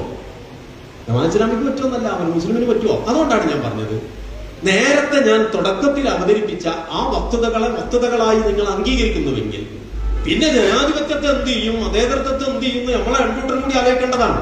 അല്ലാതെ നിങ്ങൾ ചോദിക്കുക ഞങ്ങൾ പറയാം അങ്ങനെ ഒരു ബാധ്യത നമ്മൾ ഏറ്റെടുക്കേണ്ട ഒരു കാര്യമില്ല. ഇത് മുസ്ലിങ്ങളുടെ പൊതു പ്രശ്നമാണ്. ആ പ്രശ്നത്തെയാണ് ജമാഅത്തെ ഇസ്ലാമി പ്രമാണപരമായി അഡ്രസ് ചെയ്തിട്ടുള്ളത്. മതേതരത്വം എന്ന് പറയുന്നത് മതനിരാസത്തിൽ അധിഷ്ഠിതമാണെങ്കിൽ, ഒരു മുഅ്മിനിന് അയാൾ മുഅ്മിനാണെന്ന് പറയുന്നത് സത്യമാണെങ്കിൽ അതിനോട് രാജിയാവാൻ കഴിയില്ല. ഡസൻ കണക്കിന് ആയത്തുകൾ വിശുദ്ധ ഖുർആനിൽ ഈ വിഷയത്തിൽ നിങ്ങൾക്ക് കാണാൻ പറ്റും. പിന്നെ വോട്ട് ചെയ്യുന്നതിനെ സംബന്ധിച്ച് വിലക്ക്, ഈ വോട്ട് ചെയ്യുന്നതിന്റെ വിലക്കും ഇപ്രകാരമാണ്. കുഞ്ചിക സ്ഥാനങ്ങളെ പോലെ ജമാഅത്ത് ഇസ്ലാമി വോട്ട് ചെയ്തിരുന്നുണ്ട്, നാട്ടുകാരോട് ക്യാമ്പയിൻ നടത്തല്ല ചെയ്തിട്ടുള്ളത്. നാട്ടുകാരോട് മൊത്തത്തിൽ അബുല്ലൈസ ഇസ്ലാഹി നദവി ഉൾപ്പെടെയുള്ള അന്നത്തെ മുസ്ലിം സമുന്നതരായ മുസ്ലിം പണ്ഡിതന്മാർ തെരഞ്ഞെടുപ്പിൽ നിന്ന് വിട്ടുവെക്കണം എന്ന് പറഞ്ഞ ഒരു സാഹചര്യം വേറുണ്ട്. അത് ജമാഅത്തിന്റെ അക്കീദയായിട്ടൊന്നും ബന്ധപ്പെട്ടതല്ല. അത് അന്നത്തെ രാഷ്ട്രീയ തെരഞ്ഞെടുപ്പ് തങ്ങത്തുണ്ടായ തകരാറുകളോടുള്ള പ്രതികരണമാണ്. അല്ലാതെ ജമാഅത്തെ ഇസ്ലാമി തെരഞ്ഞെടുപ്പിൽ പങ്കെടുക്കരുതെന്നുകൊണ്ടൊരു ക്യാമ്പയിനും നടത്തിയിട്ടില്ല. ജമാഅത്തെ ഇസ്ലാമി വോട്ടിങ്ങിനെ കുറിച്ച് പറഞ്ഞതും കുഞ്ചികസ്ഥാനത്തെ കുറിച്ച് പറഞ്ഞതും ഒക്കെ ജമാഅത്ത് അംഗങ്ങളോടാണ്. ഞാൻ ആവർത്തിച്ചു പറയുന്നു, പോലീസ് ഡിപ്പാർട്ട്മെന്റിന് ആ പോലീസ് സാധാരണക്കാർക്കില്ലാത്ത ചട്ടങ്ങൾ ചുമത്താൻ ഗവൺമെന്റിന് അധികാരമുള്ളതുപോലെ പട്ടാളക്കാരുടെ മേൽ സാധാരണ പോലീസിനോ നമുക്കോ ഇല്ലാത്ത വ്യവസ്ഥകൾ വെക്കാൻ ഗവൺമെന്റിന് അധികാരമുള്ളതുപോലെ സർക്കാർ ഉദ്യോഗസ്ഥന്മാരുടെ മേൽ സാധാരണ പൗരന്മാരുടെ മേലുള്ളതിനേക്കാൾ കുറച്ചുകൂടി അധികാരം ഗവൺമെന്റ് പ്രയോഗിക്കുന്നത് പോലെ ഒരു സംഘടനയുടെ അകത്ത് വന്ന ആളുകളുടെ വോട്ടിങ്ങിന്റെ കാര്യത്തിലും അവരുടെ ഉദ്യോഗസ്ഥന്റെ വിഷയത്തിലും ചില നിലപാടുകളും അഭിപ്രായങ്ങളും അവരോട് പറയാന്നുള്ളത് ഒരു സമുദ്ര പ്രസ്ഥാനം എന്നുള്ളതിന്റെ ന്യായമായൊരു തെളിവല്ലേ അത് യഥാർത്ഥത്തിൽ ജമാഅത്തിന്റെ ഒരു ശക്തിയാണ്, അതൊരു ദൗർബല്യമല്ല. ഇത് നാട്ടിലൊന്നാകെ തെരഞ്ഞെടുപ്പ് ബഹിഷ്കരണം, ബൂത്ത് പഠിക്കൽ, പിന്നെ ബാലറ്റ് പെട്ടി തട്ടിമറിക്കൽ, ഇങ്ങനെ മാവോസംഘം ചെയ്യുന്നത് പോലുള്ള എന്തെങ്കിലും പരിപാടിയാണ് നടത്തിയിരുന്നെങ്കിൽ അതൊരു വിഷയമാക്കാമായിരുന്നു. അതിലേക്കൊന്നും ജമാഅത്ത് ഇസ്ലാമി പോയിട്ടില്ല. ജമാഅത്ത് റുക്കിനുകളോടാണ് വോട്ടെടുപ്പിൽ പങ്കെടുക്കുന്നതിനെ സംബന്ധിച്ച് സംസാരിച്ചത്. വോട്ടെടുപ്പിൽ പങ്കെടുക്കാൻ അനുവദിച്ചപ്പോഴും അക്കീദാപരമായി ഒരാൾക്കത് ബോധ്യപ്പെട്ടിട്ടില്ലെങ്കിൽ അയാൾക്ക് വിട്ടുനിൽക്കാമെന്ന ഇളവും ജമാഅത്ത് നൽകിയത് ആ വിഷയത്തിന്റെ ഗൗരവം പരിഗണിച്ചിട്ടാണ്. അപ്പൊ ആട്ടിനെ പട്ടിയാക്കുക എന്ന് പറഞ്ഞ മാതിരി ഓരോ സംഘടനയുടെ ആഭ്യന്തര കാര്യത്തെ അതിന്റെ സ്വഭാവത്തിൽ കാണാതെ ആഭ്യന്തര കാര്യ തീരുമാനത്തിന് ആഭ്യന്തരമായ ന്യായങ്ങൾ ഉണ്ടെങ്കിൽ ആ ന്യായത്തെ സത്യസന്ധമായി അംഗീകരിക്കാതെ നമ്മൾ ഈ വർത്താനം പറയുന്നത് എന്തർത്ഥമാണ്? അപ്പൊ മൊത്തത്തിൽ ഈ രാജ്യത്തിന്റെ മുന്നോട്ടുള്ള കുതിപ്പിനും മുസ്ലിങ്ങളുടെ പുരോഗതിക്കും മുഴുവൻ കാര്യങ്ങൾ നേടുന്നതിനും OBC ആയി തീർന്നതിനും സച്ചാർ കമ്മീഷൻ റിപ്പോർട്ട് അത്രമാത്രം സമ്പന്നമായതിന്റെയും മുഴുവൻ ഉത്തരവാദിത്വം അന്ന് ഈ തീരുമാനമെടുക്കുന്ന സമയത്ത് ആകെ 2500 അല്ല ഇപ്പൊ 3000 അംഗങ്ങളാണ് ജമാഅത്ത് ഇസ്ലാമിക്ക് കേരളത്തിലുള്ളത്, 3000ന്റെ അടുത്ത്. അപ്പൊ അന്ന് എത്ര ഉണ്ടാവും? 800-600 അംഗങ്ങൾ ഉണ്ടാവും. ഈ 800-600 അംഗങ്ങളുടെ മേലെ തെരഞ്ഞെടുപ്പ് പങ്കെടുക്കരുതെന്ന് പറഞ്ഞതാണോ ഈ രാജ്യത്തിന്റെ മൊത്തം പ്രശ്നം? അല്ലെങ്കിൽ നിങ്ങൾ നോക്കും, വേറെ എവിടെയെങ്കിലും പറഞ്ഞിട്ട് നിങ്ങൾ പറ. ഇത് ജമാഅത്തിന്റെ അംഗങ്ങളുടെ ഉത്തരവാദിത്തങ്ങളും ഉദ്ദിഷ്ട മാനദണ്ഡങ്ങളും എന്ന് പറയുന്ന ഭരണഘടനാ വകുപ്പിന്റെ കീഴിലാണ് ഉത്തരവാദിത്തത്തോടു കൂടി ഈ സംഘടന പറഞ്ഞിട്ടുള്ളത്. അങ്ങനെ പറയാൻ ഒരു സംഘടനക്ക് അധികാരമുണ്ട്. ഇനിയും ജമാഅത്തിന്റെ പ്രവർത്തകരുടെ മേൽ ഇതോ സമാന സ്വഭാവത്തിലുള്ള വിലക്കുകളോ സംഘടനാപരമായ ഒരു ആവശ്യം വന്നാൽ വെക്കാവുന്നതാണ്, വീണ്ടും വെക്കാവുന്നതാണ് വേണമെങ്കിൽ. കാരണം അത് ഏതൊരു സംഘടനക്കും ഉണ്ടാവില്ലേ അങ്ങനെ. ജമാഅത്തെ ഇസ്ലാമി പ്രവർത്തകർ 2% ബൈത്തുൽ മാൽ കൊടുക്കണം എല്ലാ മാസവും എന്ന വ്യവസ്ഥ ഉണ്ട്. നാട്ടുകാരെ കയ്യിൽ നിന്നൊക്കെ നിർബന്ധിച്ച് ഇതേമാതിരി വാങ്ങുന്നുണ്ടോ? അപ്പൊ ഒരു കേഡർ പ്രസ്ഥാന ഘടനയിൽ ആ പ്രസ്ഥാനത്തിന് അതിൻ്റെതായ ചിട്ടവട്ടങ്ങൾ ഉണ്ടാകും. അതിനെ അതിന്റെ സ്ഥാനത്ത് നിർത്തി അതിന് ന്യായമുണ്ടോ ദീനിയായിട്ട് എന്നാണ് നോക്കേണ്ടതുള്ളൂ. അതിൽ ന്യായത്തിന്റെ ഒരു കുറവുമില്ല. വോട്ട് അതായത് ഇതിപ്പോ എന്താന്ന് ചോദിച്ചാൽ വാച്ചാണെന്ന് പറഞ്ഞാൽ മതി. ഇതെങ്ങനെ ഉണ്ടാക്കാന്ന് ചോദിച്ചാൽ രണ്ടു വാക്ക് പറയാൻ പറ്റില്ലല്ലോ എന്ന് പറഞ്ഞ മാതിരിയുള്ള പ്രശ്നമാണ് ചില ചോദ്യങ്ങൾക്കുള്ളത്. ഇപ്പൊ ഇത് ഒരു കാലത്ത് വോട്ട് ചെയ്യുന്ന വിലക്ക്, അതിനെപ്പറ്റിയാണ് ഞാൻ നേരത്തെ പറഞ്ഞത്. ഈ വോട്ട് ചെയ്യുക എന്ന് പറയുന്നത് അതിന്റെ ഒരു വേറെ വശവും കൂടി നമ്മൾ മനസ്സിലാക്കി വെക്കണം, നല്ലതാണ്. അതെന്താണ്? മനുഷ്യന്റെ ജീവിതത്തിൽ മനുഷ്യരുടെ ജീവിതത്തെ ബാധിക്കുന്ന മുഴുവൻ പ്രശ്നങ്ങളിലും ഇന്നത് ശരി ഇന്നത് തെറ്റ് എന്ന് പറയാനുള്ള യഥാർത്ഥ അധികാരം ആർക്കാണ്?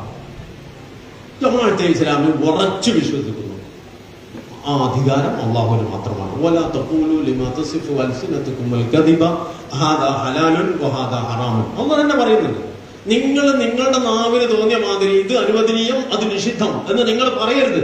അള്ളാഹുവിന്റെ മേൽ കളവ് പറയാണ്. അപ്പോ അള്ളാന്റെ അധികാരമാണത്.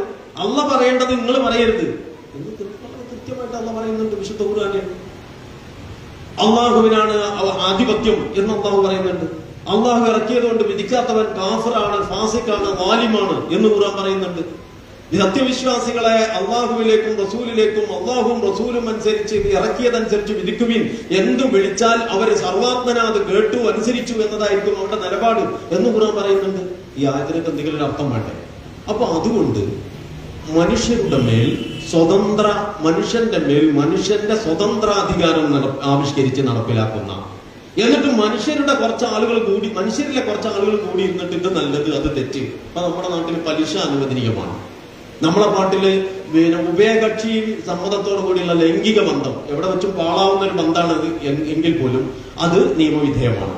ലിവിങ് ടുഗദർ എന്ന് പറഞ്ഞിട്ട് കല്യാണം കഴിക്കണമെങ്കിൽ 22ഉം 18ഒക്കെ വേണം. ലിവിങ് ടുഗദർ ആണെങ്കിൽ പിന്നെ LP സ്കൂളിൽ തന്നെ തുടങ്ങാൻ പറ്റും. നോക്കണം ഒരു രാജ്യത്തിലെ നിയമത്തിന്റെ സ്വഭാവം ഇങ്ങനെയാണെന്ന്. അപ്പോ എങ്ങനെ വഷളായി വേഷം കെട്ടിയാലും ഒരു കുഴപ്പമില്ല. ആ വേഷത്തെ പറ്റി ആരെങ്കിലും പറഞ്ഞാൽ, ഞാൻ മറ്റേ അതിനെ പറ്റിയല്ല ഈ പറഞ്ഞത്, ചില്ലറിക്കാരുടെ വർത്താനല്ല ഞാൻ പറഞ്ഞത്. ആ വേഷത്തെ പറ്റി മാന്യമായിട്ട് ആരെങ്കിലും പറഞ്ഞാൽ അയാൾ കോടതി കയറുന്ന സാമൂഹിക ക്രമമാണ് ഈ സാമൂഹിക ക്രമം. ഈ സാമൂഹിക ക്രമം ഇങ്ങനെ തന്നെ എന്നും നിലനിൽക്കണം എന്നാണോ നിങ്ങൾ ഓരോരുത്തരും വിചാരിക്കുന്നത്? നിങ്ങൾ ഹിന്ദു ആവട്ടെ, മുസ്ലിം ആവട്ടെ, ക്രിസ്ത്യാനി ആവട്ടെ, എല്ലാവരോടുമാണ് എന്റെ ചോദ്യം. ഈ പറയപ്പെട്ട പലിശ എന്ന് പറയുന്നത് സാമ്പത്തിക വ്യവഹാരത്തിന്റെ അസ്ഥിവാരമാക്കിയ, വ്യഭിചാരത്തിന് ലൈസൻസ് എല്ലാ അർത്ഥത്തിലും നൽകപ്പെട്ടുകൊണ്ടിരിക്കുന്ന, ആണ് പെണ്ണ് എന്ന് പറയുന്ന പ്രകൃതിപരമായ അടിസ്ഥാനങ്ങളെ ജെൻഡർ ന്യൂട്രലാക്കി ഇന്നോളം കേട്ടിട്ടില്ലാത്ത രീതിയിൽ ആകെ അടിമുടി അവതാളത്തിലാക്കി ഹെട്രോ നോർമറ്റീവ് എന്ന് പറയുന്ന പ്രകൃതിപരമായ ശാസ്ത്രീയ തത്വങ്ങളെ തന്നെ കാറ്റിപ്പറത്തുന്ന രീതിയിലുള്ള ജെൻഡർ വിദ്യാഭ്യാസം നൽകുന്ന ഇങ്ങനെ ഈ കാര്യങ്ങളൊക്കെ ചൂതാട്ടം ഉൾപ്പെടെ സ്വബൂൽ മൂബിക്കാത്തിൽപ്പെട്ട ഏതാണ്ടെല്ലാം സ്ഥാപിച്ച് നടത്തൽ ഒരു ഗവൺമെന്റിന്റെ പണിയാണെങ്കിൽ അത്തരം ഒരു ഗവൺമെന്റിനെ അങ്ങനെ തന്നെ നിലനിർത്താനാണോ അള്ളാഹ് നിങ്ങളെ ഏൽപ്പിച്ചത്? എങ്കിൽ പിന്നെ അള്ളാഹ് ഇതൊക്കെ നീക്കണം, ഇതൊക്കെ പോക്കണം എന്ന് പറഞ്ഞത് ആരോടാ? മലായിക്കത്തിനോടാണോ? അപ്പൊ ഈ ഖുർആൻ അവതരിച്ചത് മലക്കിനും ജിന്നിനും വേണ്ടിയാണോ? അതല്ല നമുക്ക് വേണ്ടിയാണോ? ഇന്ന ഹാദൽ ഖുർആന യഹ്ദീ ലില്ലത്തി ഹിയ അഖ്വം. ഈ ഖുർആൻ ഏറ്റവും ചൊവ്വായതിലേക്ക് മനുഷ്യനെ വഴി നടത്തുന്നു എന്ന് ഖുർആൻ പറയുന്നത് ഈ ഭൂമിയിൽ ജീവിക്കുന്ന നമ്മളെ കുറിച്ചാണെങ്കിൽ നമ്മൾ ആ പണിയെടുക്കണ്ടേ? പക്ഷെ അതിനു വേണ്ടിയിട്ട് അട്ടിമറി വേണ്ട, അണ്ടർഗ്രൗണ്ട് പ്രവർത്തനം വേണ്ട, ഭീകരവാദം വേണ്ട. നേരത്തെ മതരാഷ്ട്രവാദത്തെ പറ്റി പറഞ്ഞതുപോലെ മൊത്തം ആളുകളുടെ അധികാരം നിർണ്ണയിക്കാൻ ഒരു പുരോഹിത വർഗത്തിന് ആധിപത്യവും കൊടുക്കണ്ട. ഇസ്ലാമിക സിദ്ധാന്തം അനുസരിച്ച് ഖിലാഫത്ത് എന്നാണ് പ്രയോഗിച്ചിട്ടുള്ളത് രാഷ്ട്രീയ അധികാരത്തിന്. ഹാക്കിമിയത്ത് എന്നല്ല. ഹാക്കിമിയത്ത് എന്ന് പറഞ്ഞാൽ അള്ളാന്റെ പരമാധികാരം. പക്ഷേ ഇസ്ലാമിക രാഷ്ട്ര സംവിധാനത്തിന് അള്ളാഹും റസൂലും ഇസ്ലാം പ്രയോഗിച്ചിട്ടുള്ള പ്രയോഗം എന്താണ്? ഖിലാഫത്ത് എന്നാണ്. ഖിലാഫത്ത് എന്ന് പറഞ്ഞാൽ പ്രാതിനിധ്യമാണ്. അപ്പൊ മനുഷ്യന് പ്രാതിനിധ്യമുണ്ട്, ആധിപത്യം അള്ളാഹ്ക്കാണ്. ഇതൊരു പുതിയ ജീവിത കാഴ്ചപ്പാടാണ്. അള്ളാഹ് പഠിപ്പിച്ച പുതിയ ജീവിത കാഴ്ചപ്പാട്. മനുഷ്യന്റെ മേൽ പരമാധികാരിയാകുന്നതിന് പകരം അള്ളാഹുവിന്റെ പരമാധികാരത്തിന് കീഴിൽ മനുഷ്യരുടെ പ്രാതിനിധ്യം. ഈ ഖിലാഫത്ത് ആരുടെ കയ്യിലാണ്? അതുകൂടി നോക്കണം. ഈ ഖിലാഫത്ത് വിശ്വാസികളായ ഓരോരുത്തരിലും നിക്ഷിപ്തമാണ് എന്നാ ഖുർആൻ പറയുന്നത്. വഅദല്ലാഹു അല്ലദീന ആമനൂ മിൻകും വഅമിലുസ് സാലിഹാത്തി ലയസ്തഖ്ലിഫന്നഹും ഫിൽ അർളി കമാ ഇസ്തഖ്ലഫ അല്ലദീന മിൻ ഖബ്ലിഹിം. നിങ്ങൾക്ക് മുമ്പുള്ളവർക്ക് ഖിലാഫത്ത് നൽകിയതുപോലെ നിങ്ങൾക്ക് അല്ലാഹു ഖിലാഫത്ത് നൽകും, നിങ്ങൾ വിശ്വസിക്കുകയും സൽക്കർമ്മങ്ങൾ പ്രവർത്തിക്കുകയും ചെയ്താൽ എന്നാണ് അല്ലാഹു പറയുന്നത്. അപ്പൊ ഖിലാഫത്ത് നമ്മുടെ കയ്യിലാണ്. ഇസ്ലാമിക ഭരണവ്യവസ്ഥിതിയുടെ സ്വഭാവം ഞാൻ ഈ പറഞ്ഞത്. ആ ഇസ്ലാമിക രാഷ്ട്രത്തിലെ ഓരോ പൗരന്റെ കയ്യിലുമാണ് ഖിലാഫത്ത്. ഈ ഖിലാഫത്ത് നിങ്ങൾ ആരെ ഏൽപ്പിക്കുന്നോ അയാളാണ് ഖലീഫ. അബൂബക്കർ ബാഗ്ദാദി, ISISന്റെ അബൂബക്കർ ബാഗ്ദാദി കൂട്ടും തോട്ടിട്ട് വന്നിട്ട് ഞാനാണ് ഖലീഫ, എനിക്ക് ബയ്യത്ത് ചെയ്യണം എന്ന് പറയണില്ലേ? അത് മുതലാളിത്തത്തിന്റെ ഖലീഫയാണ്. മുതലാളിത്തത്തിന്റെ ഖലീഫയെ അങ്ങനെ വരുള്ളൂ. ഇസ്ലാമിന്റെ ഖലീഫ എങ്ങനെ വരിക എന്ന് ചോദിച്ചാൽ, നിങ്ങൾ ആർക്കാണോ ബയ്യത്ത് ചെയ്യുന്നത് അയാളാണ് ഖലീഫ. അപ്പൊ ബയ്യത്ത് കിട്ടുമ്പോ ഖലീഫയാവലാണ്, അല്ലാതെ ഖലീഫയാണ് എന്ന് പറഞ്ഞിട്ട് ബയ്യത്ത് വാങ്ങലല്ല. ഇത് തമ്മിൽ വ്യത്യാസമുണ്ട്. യഥാർത്ഥത്തിൽ അള്ളാഹു ആധിപത്യം നൽകിയിരിക്കും, യഥാർത്ഥ ആധിപത്യം അള്ളാഹ്, പിന്നെ അവൻ ആധിപത്യം നൽകിയിരിക്കുന്നത് അള്ളാഹുവിൽ വിശ്വസിക്കുന്ന ഓരോ പൗരനുമാണ്. ആ പൗരൻ തന്റെ അധികാരം ആരിൽ ഏൽപ്പിക്കുന്നോ അയാളാണ് ഖലീഫ. ഈ ഖിലാഫത്ത് ഈ ഖലീഫയാണ് ഖിലാഫത്തിലേക്കുള്ള തിരിച്ചുപോക്കാണ് അപകടം എന്നാണ് നമ്മുടെ പിണറായി വിജയൻ സഖാവ് അവർ പറഞ്ഞത്. അതുകൊണ്ടാണ് നേരത്തെ ജില്ലാ പ്രസിഡന്റ് പറഞ്ഞത്, ഇവര് വിമർശിക്കുന്നത് പ്രത്യക്ഷത്തിൽ ജമാഅത്തിനെയാണെങ്കിലും കൊള്ളുന്നത് ദീനിന്റെ മർമ്മങ്ങളിലാണ്. അപ്പൊ ഖിലാഫത്ത് വ്യവസ്ഥ എന്ന് പറഞ്ഞത് ഖിലാഫത്ത് റാഷിദ, നമ്മൾ ഈ എല്ലാ അറബി ഖുതുബയിലും അബൂബക്കർ, ഉമർ, ഉസ്മാൻ, അലി ഇവർക്ക് വേണ്ടിയിട്ട് തർലിയത്ത് റാഷിദീൻ എന്നിട്ട് പ്രാർത്ഥിക്കുന്നില്ലേ? ഇവരാണ് ഈ ഖലീഫമാര്. ഇതാണ് കുഴപ്പമെന്നാണ് നമ്മൾ ആ മൂപ്പര് പറയുന്നത്. അപ്പൊ മൂപ്പർ എന്താ പറയണത് എന്ന് നോക്കിയിട്ട് വേണം മൂപ്പർ പിന്നിൽ നിൽക്കാൻ. ഇതാണ് ജമാഅത്തെ ഇസ്ലാമി മുസ്ലിങ്ങളോട് പറഞ്ഞത്. നിങ്ങൾ വോട്ട് ചെയ്യുമ്പോഴും, നിങ്ങൾ കൊടി പിടിക്കുമ്പോഴും, നിങ്ങൾ മുദ്രാവാക്യം വിളിക്കുമ്പോഴും, നിങ്ങൾ അജണ്ട സ്വീകരിക്കുമ്പോഴും, നിങ്ങൾ നിങ്ങളുടെ ജീവിതത്തിന്റെ ലക്ഷ്യം നിർണ്ണയിക്കുമ്പോഴും അള്ള വല്ല കൊടിയും തന്നിട്ടുണ്ടോ? അള്ള വല്ല അടിയും തന്നിട്ടുണ്ടോ? അള്ള വല്ല മുദ്രാവാക്യവും നമുക്ക് കൈമാറിയിട്ടുണ്ടോ? അള്ള നമുക്ക് വല്ല പദ്ധതിയും പരിപാടിയും ഏൽപ്പിച്ചിട്ടുണ്ടോ? ഒന്നുമില്ലെങ്കിൽ പിന്നെ നമുക്ക് നമ്മളെ കാര്യം തീരുമാനിക്കാം. എങ്കിൽ പിന്നെ ഈ കുറച്ച് നേരം നിസ്കരിക്കാൻ മാത്രം അള്ളാന്റെ അടുത്ത് പോകണ്ടെന്ന് കൂടി നമുക്ക് തീരുമാനിക്കാം. കാരണം എന്താ, അള്ളാനെ തന്നെ സൈസാക്കിയ നമ്മളെ സംബന്ധിച്ചിടത്തോളം പിന്നെ കുറച്ച് ആരാധന കൂടി ഓരോ വേണ്ടാന്ന് തീരുമാനിക്കാൻ ഒരു പ്രശ്നമില്ല. അപ്പോ ഞാൻ അത്രയും പറഞ്ഞ സ്ഥിതിക്ക് ഒരു കാര്യം കൂടി പറയാം. ഇസ്ലാമിക കാഴ്ചപ്പാടിൽ ദൈവത്തിന്റെ അഥവാ അള്ളാഹുവിന്റെ കൺട്രോളിലാണ്, കസ്റ്റഡിയിലാണ് മനുഷ്യൻ. നിങ്ങൾ ഈ ഓട്ടോറിക്ഷയിലെ, ഞാൻ പല പ്രസംഗത്തിലും പറഞ്ഞിട്ടുണ്ട്, ഓട്ടോറിക്ഷയിലെ ദൈവം ഉണ്ടല്ലോ, ഓട്ടോറിക്ഷക്കാരന്റെ മുമ്പിൽ 3 പ്രതിരൂപങ്ങൾ. ഒന്ന് കഅബാലയമാണ്, കാരണം മുസ്ലിങ്ങൾക്ക് ആരാധനാമൂർത്തി ഇല്ലാത്തതുകൊണ്ട്. അപ്പുറത്തും ഇപ്പുറത്തും വേറെ 2 ആരാധ്യ വസ്തുക്കളും. എന്നിട്ടൊരു പൂമാല. ആ ഓട്ടോറിക്ഷ നിങ്ങൾ വിളിച്ചാൽ അയാൾ നിങ്ങളെ വഴി അറിയാത്ത വഴി ആളാണെന്ന് കണ്ടാൽ എക്കുടിയെങ്കിലൊക്കെ 2 ഓടുവഴിയിലൂടെ ചാടിച്ചിട്ട് അതിന് ആവശ്യമില്ലാതെ വലിയ പൈസ വാങ്ങും. മുമ്പിൽ 3 ദൈവങ്ങൾ എന്ന് പറഞ്ഞാൽ അതിന്റെ അർത്ഥം ഇത് പൗരോഹിത്യം നിശ്ചയിച്ചു കൊടുത്ത ദൈവമാണ്. പൗരോഹിത്യം നിശ്ചയിച്ചു കൊടുത്ത ദൈവം മനുഷ്യന്റെ കസ്റ്റഡിയിലാണ്. നമ്മൾ ഇവിടെ പറഞ്ഞുകൊണ്ടിരിക്കുന്നത് റബ്ബുൽ ഇസ്സത്തിനെ സംബന്ധിച്ചാണ്. അൽഹംദുലില്ലാഹി റബ്ബിൽ ആലമീൻ എന്ന സൂറത്ത് ഫാത്തിഹയിൽ പറയുന്നില്ലേ? സർവ്വലോക രക്ഷിതാവായ അള്ളാഹുവിനാവുന്നു സർവ്വസ്തുതിയും. അവിടെ നിന്ന് പറഞ്ഞ് 114-ാമത്തെ സൂറത്തിൽ എത്തുമ്പോ മലിക്കിന്നാസ് റബ്ബുൽ അഊദു ബിറബ്ബിന്നാസ് മലിക്കിന്നാസ് ഇലാഹിന്നാസ്, റബ്ബുൽ ആലമീനായ ആ നാഥൻ നിങ്ങളുടെ റബ്ബും നിങ്ങളുടെ ഇലാഹും നിങ്ങളുടെ രാജാവുമാണ് എന്ന് അവിടെ വെച്ച് പറയാണ്. അത്രയും ആ റബ്ബിനെ പറ്റിയും ഇലാഹിനെ പറ്റിയാണ് അതിന്റെ ഇടയിൽ ബാക്കി പറയുന്നത്. ആ റബ്ബ് നമ്മുടെ കസ്റ്റഡിയിലല്ല, നമ്മൾ റബ്ബിന്റെ കസ്റ്റഡിയിലാണ്. പുരോഹിത മതങ്ങളിൽ ദൈവം മനുഷ്യന്റെ കസ്റ്റഡിയിലാണ്. ഇസ്ലാമിക കാഴ്ചപ്പാടിൽ മനുഷ്യൻ ദൈവത്തിന്റെ കസ്റ്റഡിയിലാണ്. ഈ ഒരു മർമ്മം നിങ്ങൾ മനസ്സിലാക്കണം. ദൈവത്തിന്റെ കസ്റ്റഡിയിലുള്ള, പുരോഹിതന്മാരുടെ കസ്റ്റഡിയിലുള്ള ദൈവങ്ങളെ വെച്ചുകൊണ്ട് പുരോഹിതന്മാർ എന്തും ചെയ്യും.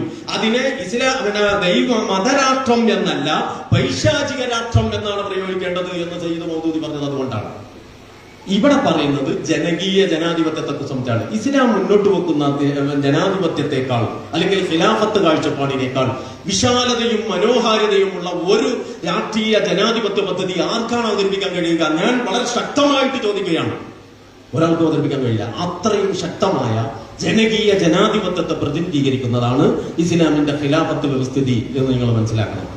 അങ്ങനെ ഒരു സ്വന്തം പദ്ധതിയുള്ള കൂട്ടർ ഇതുണ്ടെന്നറിയാതെ, ഇതിനു വേണ്ടിയാണ് ഞാൻ സംഘടിക്കേണ്ടത് എന്ന് മനസ്സിലാക്കാതെ, ഇതിനു വേണ്ടിയാണ് ഞാൻ സംസാരിക്കേണ്ടത് എന്ന് അംഗീകരിക്കാതെ, ഇതിനു വേണ്ടിയാണ് സമ്പത്ത് ചെലവഴിക്കേണ്ടത് എന്ന് മനസ്സിലാക്കാതെ വേറെ ഏതോ കൂട്ടരുടെ പദ്ധതി നടപ്പാക്കാൻ പോകുന്നതിനെ പറ്റിയാണ് തെരഞ്ഞെടുപ്പിൽ വോട്ട് ചെയ്യരുത്, കുഞ്ചിക സ്ഥാനം പോലെയുള്ള പ്രസ്താവനകളിലൂടെ ജമാഅത്ത് പറഞ്ഞുകൊണ്ടിരിക്കുന്നത്.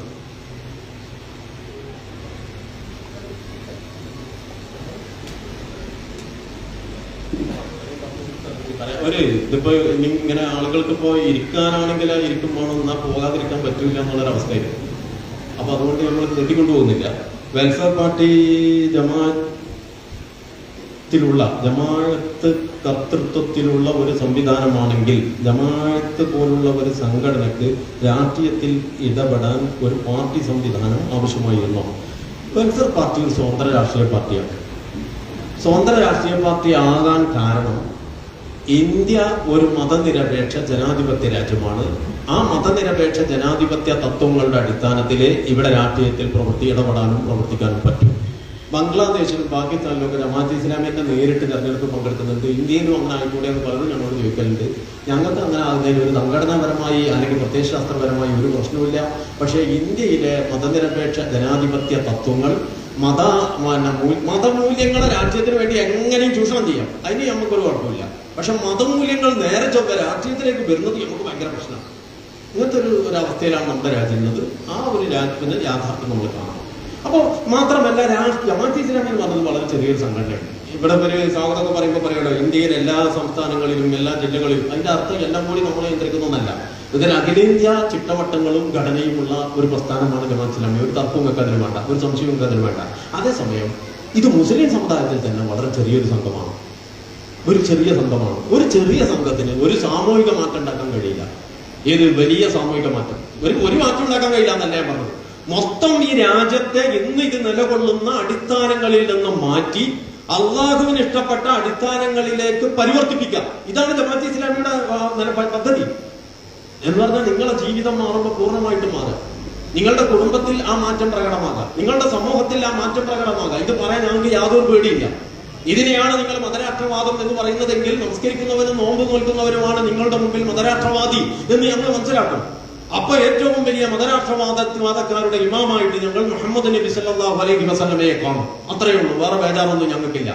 അതല്ല പൗരോഹിത്യം ഞങ്ങളുടെ മേൽ ചൂഷണം നടത്തുന്നതിന്റെ ഒരു തിട്ടൂരമായിട്ട് ഒരു പദ്ധതി ഇവർ കൊണ്ടുവന്നിരിക്കുന്നു എന്നാണെങ്കിൽ ആരും പേടിക്കണ്ട. പൗരോഹിത്യത്തിന് ഒരു സ്പേസും ഇല്ലാത്തതാണ് ഇസ്ലാം മുന്നോട്ട് വെക്കുന്ന ആരാധനാക്രമവും സാമൂഹിക ക്രമവും രാഷ്ട്രീയ സിദ്ധാന്തവും എന്ന് പറഞ്ഞുകൊണ്ട് ഞാൻ ഇതിലേക്ക് തന്നെ തിരിച്ചു വരാം. വെൽഫെയർ പാർട്ടി എന്ന് പറയുന്നത് പൊതുവായ പാർട്ടിയാണ് എന്ന് ഞങ്ങൾ പറയുന്നതിന്റെ അടിസ്ഥാനം എന്താന്ന് ചോദിച്ചാൽ, ജമാഅത്ത് ഇവിടെ സാമൂഹിക പരിവർത്തനത്തിന് വേണ്ടി ഉദ്ദേശിക്കുന്നു. ആ സാമൂഹിക പ്രവർത്തനം നന്മയിൽ അധിഷ്ഠിതമാണ്. ഈ നന്മ എല്ലാവരുടേതുമാണ്. നന്മ ഒരല്പെങ്കിലും ഇല്ലാതെ ഒരു കൊള്ളസംഘത്തിന് പോലും നിലനിൽക്കാൻ കഴിയില്ല. കൊള്ളസംഘം കട്ട മുതൽ എന്താ ചെയ്യാം? മോഷ്ടിച്ചെടുത്ത മുതൽ എന്താ ചെയ്യാം? കൊള്ളസംഘത്തിലെ 4-5 ആളുകളെ നോക്കാൻ ഏൽപ്പിക്കല്ലേ ചെയ്യാം? ആ 4-5 ആളുകൾ സത്യസന്ധമായി ഇതിന് കാവലിരിക്കുന്നല്ലേ ബാക്കി കള്ളന്മാർ വിചാരിക്കുന്നത്? നമ്മൾ കട്ടതാണ്, നമ്മൾ കണ്ണു വെട്ടിയാ ഇവരും കക്കും എന്നാണെങ്കിൽ കൊള്ളസംഘം തന്നെ പൊളിയില്ലേ? അപ്പൊ കൊള്ളസംഘത്തിന് പോലും ഒരു മിനിമം മൂല്യം വേണം. അതുകൊണ്ട് ജമാഅത്തെ ഇസ്ലാമി പറയുന്നു, നമ്മുടെ രാജ്യത്ത് ഹിന്ദുവും മുസ്ലിമും ക്രിസ്ത്യാനിയും ഒക്കെ പൊതുവായി അംഗീകരിക്കുന്ന മഅറൂഫായ കുറെ കാര്യങ്ങളുണ്ട്. ഈ കാര്യങ്ങളിൽ നമുക്ക് ഏകോപിച്ച് മുന്നോട്ട് പോകാം. അതിൽ സഹകരിക്കുന്നവരെയൊക്കെ സഹകരിപ്പിക്കാം. ഈ പ്ലാറ്റ്ഫോമിന്റെ പേരാണ് വെൽഫെയർ പാർട്ടി. അത് പിന്നെ ഞങ്ങളുടേതാണെന്ന് ഞങ്ങൾ പറഞ്ഞിട്ട് ഒരുപാട് ആളുകൾ സഹകരിക്കാൻ സാധ്യതയുള്ളതും അനിവാര്യവുമായ ഒരു പദ്ധതിയെ എന്തിന് തകർക്കണം? എന്നിട്ട് ഇപ്പൊ നമുക്ക് എന്താ കിട്ടാൻ പോണത്? അപ്പൊ അതുകൊണ്ട് വെൽഫെയർ പാർട്ടി ജമാഅത്തിൻ്റെതല്ല എന്ന് പറയുന്നത് ഉത്തരവാദിത്തം ഏറ്റെടുക്കാനുള്ള ബേജാറുകൊണ്ടല്ല. അങ്ങനെ ഉത്തരവാദിത്തം ഏറ്റെടുത്ത് സ്വന്തമാക്കിയാൽ എന്തിനാണോ അത് വന്നത് അത് നടക്കൂല. അത്രയും വലിയൊരു ദൗത്യം ജമാഅത്ത് സ്വന്തം നിലക്ക് നിർവഹിക്കാൻ കഴിവുള്ള ഒരു പ്രസ്ഥാനവുമല്ല. അപ്പോ അങ്ങനെ ഉള്ള ഒരവസ്ഥയിലാണ് ജമാഅത്ത് പ്രവർത്തകർ ചില പൊതു തത്വങ്ങളുടെ അടിസ്ഥാനത്തിൽ സാമൂഹിക മാറ്റത്തെക്കുറിച്ച് ജമാഅത്തിന് ചില പൊതു തത്വങ്ങളുണ്ട്. ആ തത്വങ്ങളുടെ ഏറെക്കുറെ വെൽഫെയർ പാർട്ടി അംഗീകരിക്കുന്നുവെങ്കിൽ അത്രയും കാര്യത്തിൽ ജമാഅത്ത് പ്രവർത്തകർ ആ പാർട്ടിയോട് സഹകരിക്കട്ടെ. ഇതാണ് ജമാഅത്തെ ഇസ്ലാമിയുടെ കാഴ്ചപ്പാട്. അങ്ങനെ ഒരു കാഴ്ചപ്പാട് ഒരു ഇസ്ലാമിക പ്രസ്ഥാനത്തിന് എടുക്കേണ്ടി വരും ഒരു ബഹുസ്വര സമൂഹത്തിൽ പ്രവർത്തിച്ചുകൊണ്ടിരിക്കുമ്പോൾ എന്ന് ഈ രാജ്യത്തിന്റെ ഉള്ളടക്കത്തെയും ഈ പ്രസ്ഥാനത്തിന്റെ ഉള്ളടക്കത്തെയും തമ്മിൽ വെച്ച് തട്ടിച്ചു നോക്കിയാൽ നിങ്ങൾക്ക് മനസ്സിലാക്കാൻ കഴിയുമെന്നാണ് ഞാൻ പ്രതീക്ഷിക്കുന്നത്. അപ്പോ ഇവിടെ ഇപ്പോ ഞാൻ കുറച്ച് കാര്യങ്ങൾ ആദ്യം പറഞ്ഞു, പിന്നെ കുറെ ചോദ്യങ്ങളെ കുറിച്ച് ഞാൻ പറഞ്ഞു, കുറച്ച് കാര്യങ്ങൾ പി എ നൗഷാദ് സാഹിബ് പറഞ്ഞു. ഒരുപക്ഷെ സമാന സ്വഭാവത്തിലുള്ള പ്രധാന ചോദ്യങ്ങൾ നമ്മൾ അഡ്രസ് ചെയ്തിട്ടുണ്ടാവും. എന്നാലും പലരുടെയും ഉപചോദ്യങ്ങളോ അല്ലെങ്കിൽ തന്നെ പൊതുചോദ്യങ്ങളുടെ ഇടയിലുള്ള ഉപവിഷയങ്ങളോ ഒക്കെ അവിടെ ബാക്കി കിടക്കുന്നുണ്ടാവാം എന്നാണ് ഞാൻ വിചാരിക്കുന്നത്. ഇതൊരു വളരെ അന്തിമവും ആധികാരികവും അവസാനത്തേതുമായ ഒരു അവതരണമോ ഒരു പറച്ചിലോ ചോദ്യമോ ആണ് എന്ന് നിങ്ങൾ കരുതേണ്ടതില്ല. ഇത് നമ്മളുടെ പഠനാന്വേഷണ യാത്രയിലെ ഒരു ഘട്ടമാണ് എന്ന് അംഗീകരിച്ചാൽ മതി. പക്ഷേ നമുക്ക് ലക്ഷ്യത്തിലെത്താൻ പറ്റും. ഒന്നുകിൽ ജമാഅത്ത് കാൽക്കാശിന് കൊള്ളില്ല എന്ന് നിങ്ങൾക്ക് സ്ഥാപിക്കാൻ കഴിയും, അല്ലെങ്കിൽ ജമാഅത്തെ ഇസ്ലാമി വളരെ കുറ്റമറ്റ ഒരു ആദർശ ഭദ്രതയുള്ള ഒരു പ്രസ്ഥാനമാണ്. വെറുതെയല്ല എല്ലാവരും ഇതിന് നേരെ തിരിയുന്നത്. അങ്ങനെ ആരെയും ഭയപ്പെടുത്താൻ, ഏത് ഭീരുവിനെയും ഭയപ്പെടുത്താൻ അല്ലെങ്കിൽ ഏത് പ്രതിയോഗിയെയും പിടിച്ചുലക്കാൻ മാത്രം കാമ്പുള്ള കണ്ടന്റ് ഇവർക്കുണ്ട്. ഈ രണ്ടാമൊരു നിഗമനത്തിൽ നിങ്ങൾ എത്തും വരെ നിങ്ങളുടെ ഈ അന്വേഷണ പഠനങ്ങൾ നിങ്ങൾ മുന്നോട്ട് കൊണ്ടുപോവുകയാണെങ്കിൽ അതൊരു പക്ഷേ നിങ്ങളുടെ ജീവിതത്തിന് തിരിവാകും. നമ്മളുടെ ഇന്ന് നമ്മുടെ നാട് നിലനിൽക്കുന്ന മനുഷ്യന്റെ മേൽ മനുഷ്യന്റെ സ്വതന്ത്രാധികാരം നടപ്പിലാക്കി അടിമുടി ദുഷിച്ചുകൊണ്ടിരിക്കുന്ന ഈ സാമൂഹിക ക്രമത്തെ അള്ളാഹുവിന്റെ പരമാധികാരത്തിലും മനുഷ്യരുടെ പ്രാതിനിധ്യത്തിലും അധിഷ്ഠിതമായ ഒരു നല്ല സാമൂഹിക ക്രമത്തിലേക്ക് പടിപടിയായി പരിവർത്തിപ്പിച്ചെടുക്കുക എന്ന് പറയുന്ന ചരിത്രപരമായ ദൗത്യമാണ് നമ്മുടെ മുമ്പിലുള്ള അജണ്ട. അതിനോടൊപ്പം നിങ്ങളും ഉണ്ടാവുകയാണെങ്കിൽ നമ്മുടെ ഈ പ്രയാണം കൂടുതൽ ശക്തമാകും. അങ്ങനെ ഞങ്ങളുടെ ദുർബലമായ കരങ്ങൾക്ക് കരുത്ത് ലഭിക്കും. അതിലൂടെ നമ്മുടെ ശബ്ദം കൂടുതൽ പ്രബലമാകും. അത് നമ്മുടെ നല്ല നാളേക്കുള്ള പ്രയാണത്തിന് കൂടുതൽ തെളിച്ചം നൽകും. അതാണ് എല്ലാത്തിന്റെയും അന്തിമമായ ഉദ്ദേശം.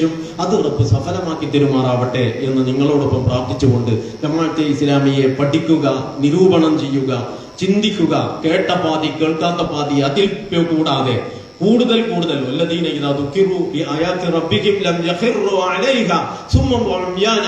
അല്ലാഹുവിന്റെ യഥാർത്ഥ ദാസന്മാരുടെ ഗുണവിശേഷം പറഞ്ഞപ്പോ അല്ലാഹു സുബ്ഹാനഹു വ തആല പറയുന്നുണ്ട്, അവരൊരു കൂട്ടരാണ്. അവരുടെ മുമ്പിൽ സാക്ഷാൽ ഖുർആനായത്ത് തന്നെ ഓതപ്പെട്ടാലും അർത്ഥവും ആശയവും ഗ്രഹിക്കാതെ അവരതിന്മേൽ മുഖം കുത്തി വീഴില്ല എന്ന് ഖുർആൻ പറയുന്നുണ്ട്. ആ അർത്ഥത്തിൽ ചിന്തിക്കുക, പഠിക്കുക, വീണ്ടും പരിശോധിക്കുക. ഇവിടെ വെച്ച് ഞങ്ങൾ പറഞ്ഞത് തന്നെയാണോ വസ്തുത എന്ന് ഇതിന്റെ അടിസ്ഥാന സാഹിത്യങ്ങളുമായി നിങ്ങൾ മാറ്റിവെക്കുക. അങ്ങനെ നിങ്ങളുടെ അന്വേഷണ പഠനങ്ങളിലൂടെ ഇന്നിനേക്കാൾ നല്ല നാളെ, നാളെയേക്കാൾ നല്ല മറ്റന്നാൾ, അങ്ങനെ മുന്നോട്ട് പോകാൻ നമ്മുടെ ഈ പറയലും കൂടലും ഈ കേൾക്കലും ഈ കാണലും വഴിയൊരുക്കട്ടെ എന്ന് ആത്മാർത്ഥമായി പ്രാർത്ഥിച്ചുകൊണ്ട് ആ നിലക്ക് നാഥൻ ഈ സംഘാടകരിൽ നിന്ന് ഈ സംരംഭം സ്വീകരിക്കുമാറാവട്ടെ എന്ന് പ്രാർത്ഥിച്ചുകൊണ്ട് ആ അർത്ഥത്തിൽ ജീവിതത്തിന്റെ അർത്ഥം തേടിയുള്ള പ്രയാണത്തിന് ഇന്നത്തെ ഈ ഒരു വൈകുന്നേരം സമയം നീക്കിവെച്ചത് നിങ്ങളുടെ എല്ലാവരുടെയും തുലാസിൽ കനം തൂങ്ങുന്ന അമലു സ്വാലിഹായി നാഥൻ സ്വീകരിക്കുമാറാകട്ടെ എന്ന പ്രാർത്ഥനയോടെ اللهم صل وسلم وبارك على محمد وعلى آله وصحبه أجمعين وآخر دعوانا الحمد لله رب العالمين. السلام عليكم ورحمة الله وبركاته.